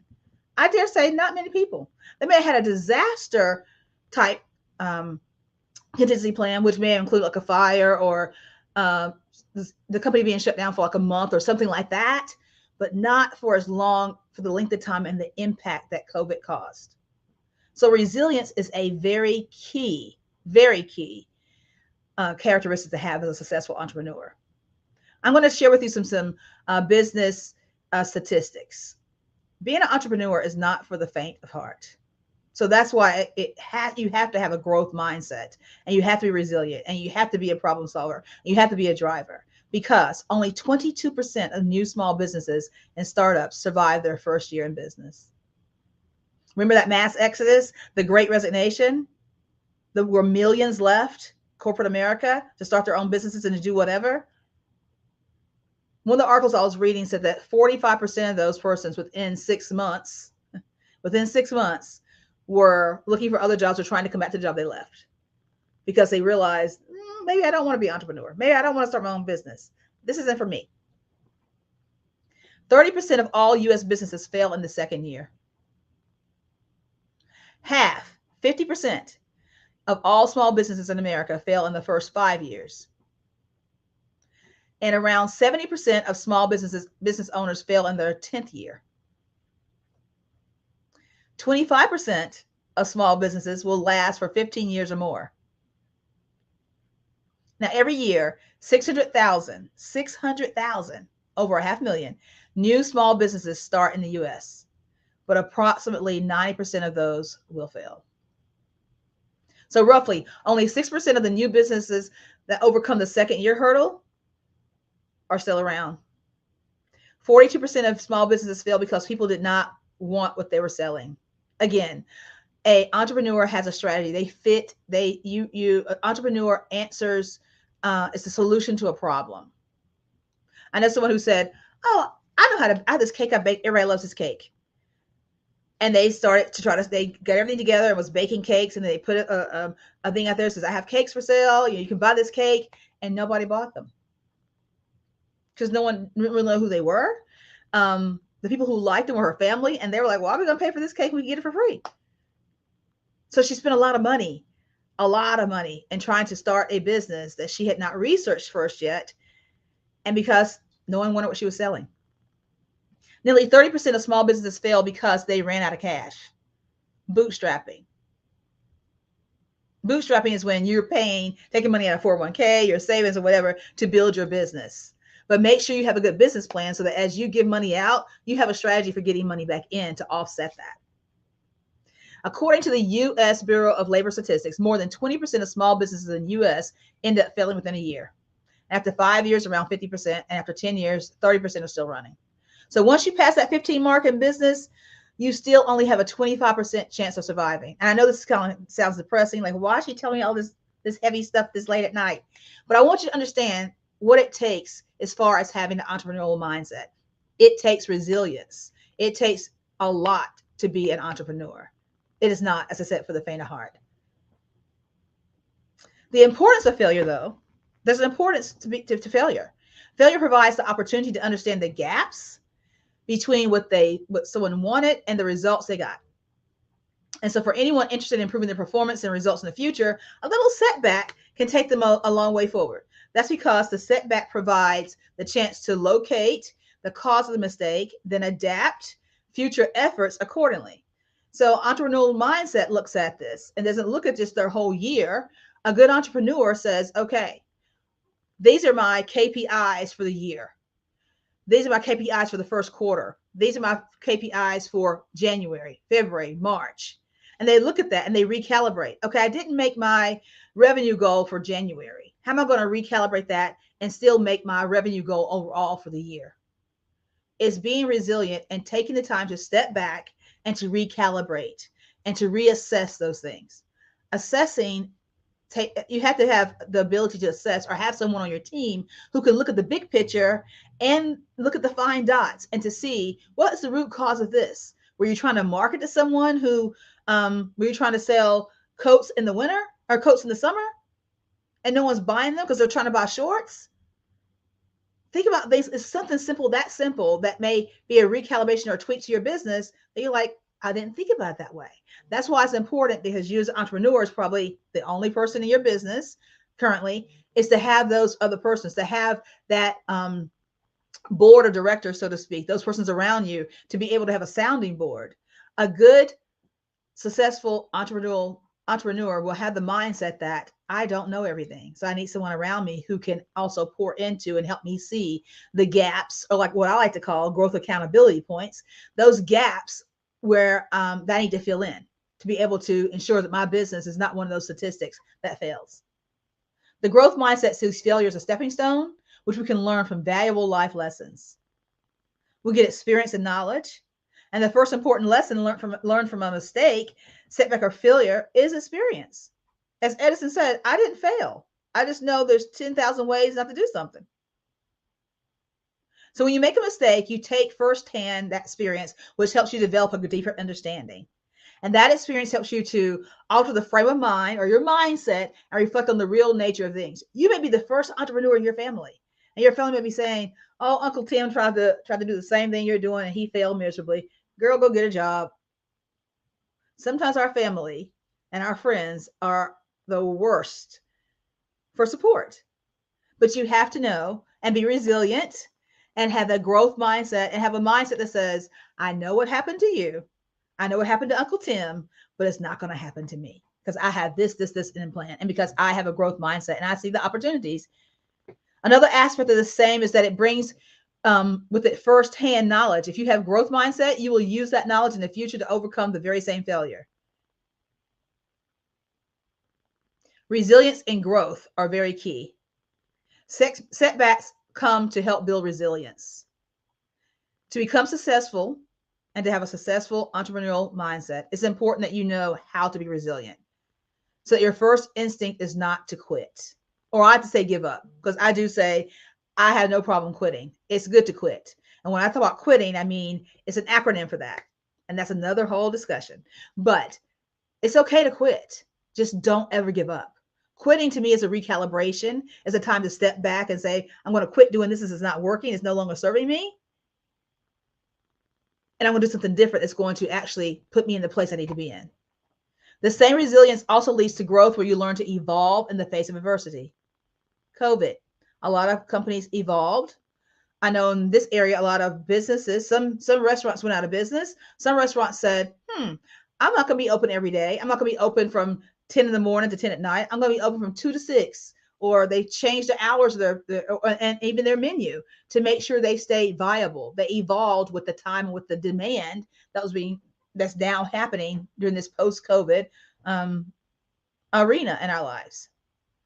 Accepting that it's all right to experience an occasional setback allows you to recover from failure faster. Having an open mindset and a growth mindset will keep you moving forward. You use failure as a leverage. And as you use it as a leverage to not only recover from, but also it helps to propel you forward. How can I use this right here as getting out there? Sometimes we will be the first to market. And as Jane talked about earlier, we both were in the pharmaceutical arena. And I've seen launches of pharmaceutical drugs where there was competition and one was trying to get to the market faster. And then one drug was actually supposed to be on the market faster. And that company kind of dialed back their activity so the other company could be out there first, because they were going to learn from the issues and the mistakes that they made. And they did. And once they did that, they overtook that other particular drug in prescriptions. So sometimes faster is not always the best. It's just understanding and putting your pulse on what's going on in your arena. To leverage your setbacks, you need to know what you failed at and why. And you also need to be aware of what you can do differently to avoid the same mistakes again. Relationships are key to being a successful entrepreneur. Not just networking and giving someone your card, but actually collaborating with someone else. Again, it's just you more than likely. And so collaborating with somebody else, this person can bring the drinks, this person can bring this person can bring that, and you come together and you have a whole meal. That's what collaboration is about, not competition. So don't let your failure define you. Yes, we're all going to fail. We'll fail every day. I failed already in this short period of time I've been an entrepreneur. When you come across a setback, it's tempting to let it shape the way you see things. I just won't ever do this again. I'm going to close my business. I'm going to do this. But again, the growth mindset says, what is this teaching me? What can I learn from this? And how can I recalibrate, reposition myself? It doesn't mean that it's over. It just means that you know what you need to do. A better option would be to assess your skills and strengths by thinking about major setbacks in the past, reviewing how you overcame those earlier obstacles, and devise a solid strategy. And to kind of bring this home a little bit, flexibility is another key in having a successful, being a successful entrepreneur and having a good entrepreneurial mindset. Failure is an effective way to realize your need for change of plans or strategies. And it's important to have a good plan.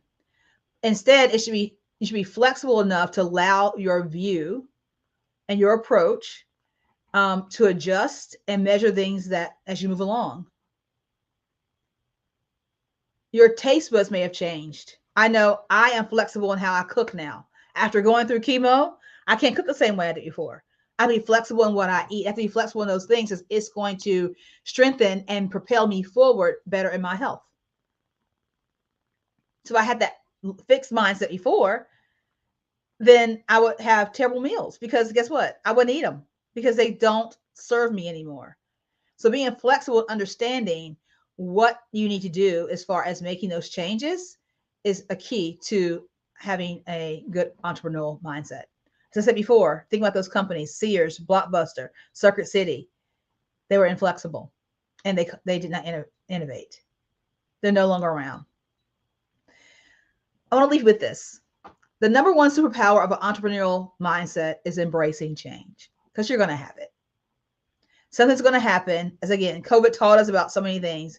You may have been shipping out shea butter, and now you can't get the shea butter from another country. Now you can't get the containers of shea butter comes in. Now you can't get the certain things, the ingredients you need. How are you going to use that to embrace? You have to embrace the change of that. If not, your business goes away. Change is the one constant in our lives. It's especially true in the marketplace. If you run a business, you'll always be dealing with shifts in the market, new trends, emerging competitors, and other challenges that may seem like threats. But a growth mindset says it's not a threat. It's an opportunity for me to refine. It's an opportunity for me to learn. It's an opportunity to make myself better, my business better, and to position myself to where I'm more successful. And lastly, a few more key characteristics that are key to an entrepreneurial mindset are being learning oriented. Most people spend their spare time Netflixing and chilling. But an entrepreneur knows and is more concerned with learning and development. Get Audible. If you don't like to read or you don't have time to carry a book around, get Audible on your phone and listen to that. But always, leaders learn and leaders read. And a successful entrepreneur mindset, one key thing is to be a good leader, because not all leaders are good. So make sure that you're understanding your craft, you're understanding your arena, you're understanding, and you're always learning the change of the business market. Make sure you have the right systems and structures in place to accommodate that. When I had dealt with cancer, I can tell you, I didn't have all my systems in place and I lost business during that time because I didn't have the energy or the focus really to send out emails or to follow up. If I had those systems in place, I wouldn't have lost some clients. I wouldn't have lost money in that thing. So it's very, very important to, as an entrepreneur, to have the right systems and processes in place. As the entrepreneur and speaker Jim Rohn said, formal education will make you a living. Self-education will make you a fortune. Educate yourself. And again, be forward thinking. If you want to learn how to think like an entrepreneur, you must learn how to think long term. Warren Buffett said this: someone is sitting in the shade today because someone planted a tree a long time ago. Are you planting a tree today that's going to shade someone in the future? Successful entrepreneurs know the big goals take a long time to achieve. So they start with their goal and they work backward, reverse engineer every step. And in other words, if you want this, I need to do that. But to do that, I need to do this, and so on. They keep working and are patient when it comes to rewards. They know that the tortoise always beats the hare. So as a recap, some key elements that I'll leave you with of your foundation to include for entrepreneurial mindset is to include a growth mindset and embrace that. Embrace change. Learn how to be flexible. Be aware of those things that you need to, of who you are, because awareness is the precursor for change. And be resilient and always be learning. Successful entrepreneurs know that awareness is key to life. And having an entrepreneurial mindset will allow you to think, act, and perceive the world differently from the average worker. Just like other mindsets, you cannot develop an entrepreneurial mindset overnight. It's not going to happen. Just like there's no overnight successes. You can get overnight oatmeal, but you cannot get overnight entrepreneurial mindset. By understanding some key entrepreneurial skills and traits, you can watch your behavior and learn how to think like an entrepreneur, get stronger, knowing that successful entrepreneurs are always learning and they're always recalibrating. Thank you. B. Jacqueline Jeter, thank you so much. So much knowledge imparted. How are you?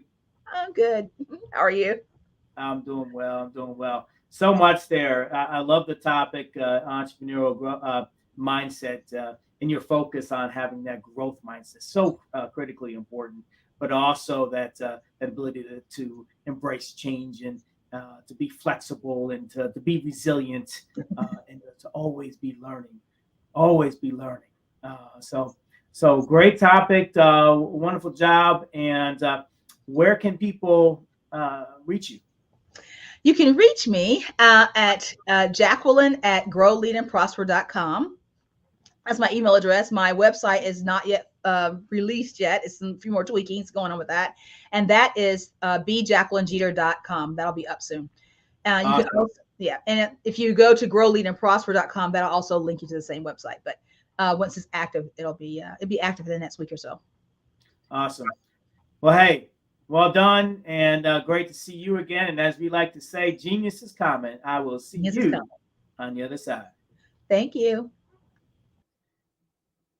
All right. Well, thank you. That brings us towards the end of our show, but of something very important I want you to understand and to act on, and that is our scholarship. The Black Business Expo's mission is to raise funds for high school seniors going to college or K-12 entrepreneurs. This expo is a fundraiser for students.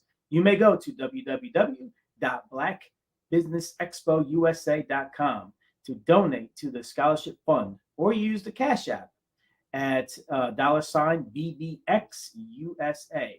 BBXUSA. Our goal is to give laptops and up to $5,000. Yes, $5,000 to 10 students. Students can register online at www.blackbusinessexpousa.com. Every dollar counts, so we want to remind you to donate to the scholarship fund. All right, so we want to also thank our Black Business Expo USA sponsors for June 2023. NC100, thank you. Moody Capital Partners, thank you so much. Suede Soul, thank you so much. Lotus Richey Coaching and Training, thank you. Carolina, Virginia Minority Supplier Development Council, thank you so much. Step Management, thank you. BHS and Associates, thank you so much. Margie McLean Foundation Incorporated, thank you. Genius is Common, thank you so much. Earth Essentials, thank you. Mullane Shani Global, thank you so much. Executive Women Success Institute, thank you. The Quality Coaching Company, thank you so much. Superwomen Business Services, thank you. Creative Force Studios, thank you. Lee Entertainment, thank you so much. Artistic App Design, thank you. And last but not least, the Black Business Expo USA. Thank you as well to all of you for tuning in and learning, developing, growing, and sharing. Genius is common, and we'll see you on the other side. Did you know that approximately 333.34 million businesses exist today, according to a report from 2021? And you may be one of those businesses, or maybe you're not in the business market yet, but you're aspiring to be a business owner. Well, guess what? You're in the right place at the right time. Because let's face it, everything is about timing and opportunity. Hi, my name is Dr. Lotus Richey, and I'm the CEO and founder of the Lotus Richey Coaching and Consulting LLC, along with the Lotus Richey Ignite Show. 15 minutes of success with Dr. Lotus Richey, as well as books to boom your business and bring who you are. And today, I want to bring this amazing message to you about the Black Business Network and the Black Business Olympics. See, the Black Business Network and the Black Business Olympics is designed to help people just like you, that's right, that look like me, to take their business to the next level. Not just in your front yard or your backyard, but globally.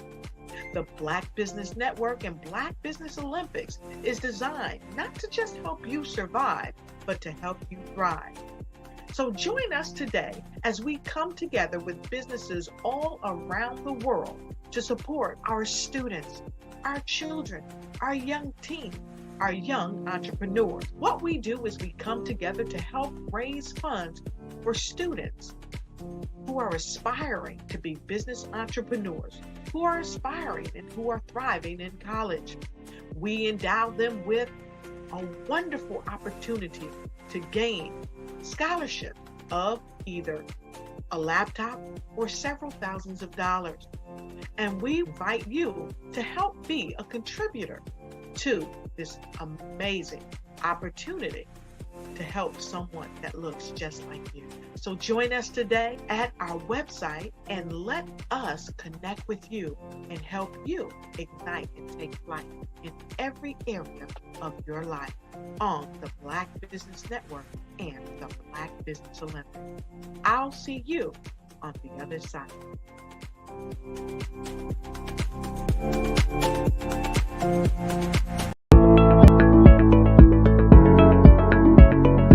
Prepare for what's coming and dominate in economic winter.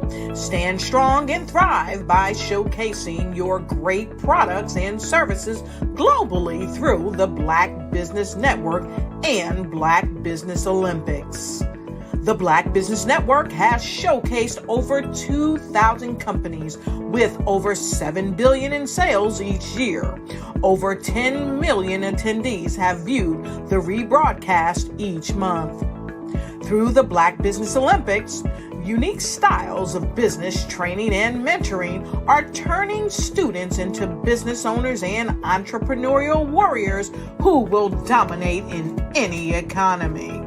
Gain the ultimate advantage of the Black Business Olympics, 7 days of unbelievable topics and speakers speaking around the globe. Donate your time and experience to provide expertise and scholarships to students worldwide and change the world. Now, more than ever, new insights, tools, strategies, and capabilities are needed. This is your chance for a major presentation to the world. Fill out the form and join the more than 2,000 speakers who have presented to over 200 countries. Join the Black Business Network streaming live into the Metaverse, STEM City, Black Multiverse Enterprises, Hulu, Amazon, YouTube, iHeartRadio, Apple, Facebook, LinkedIn, Pod TV, IBM TV, Spotify, and Google Podcasts. Sign up today. Spaces are limited, and we will see you there.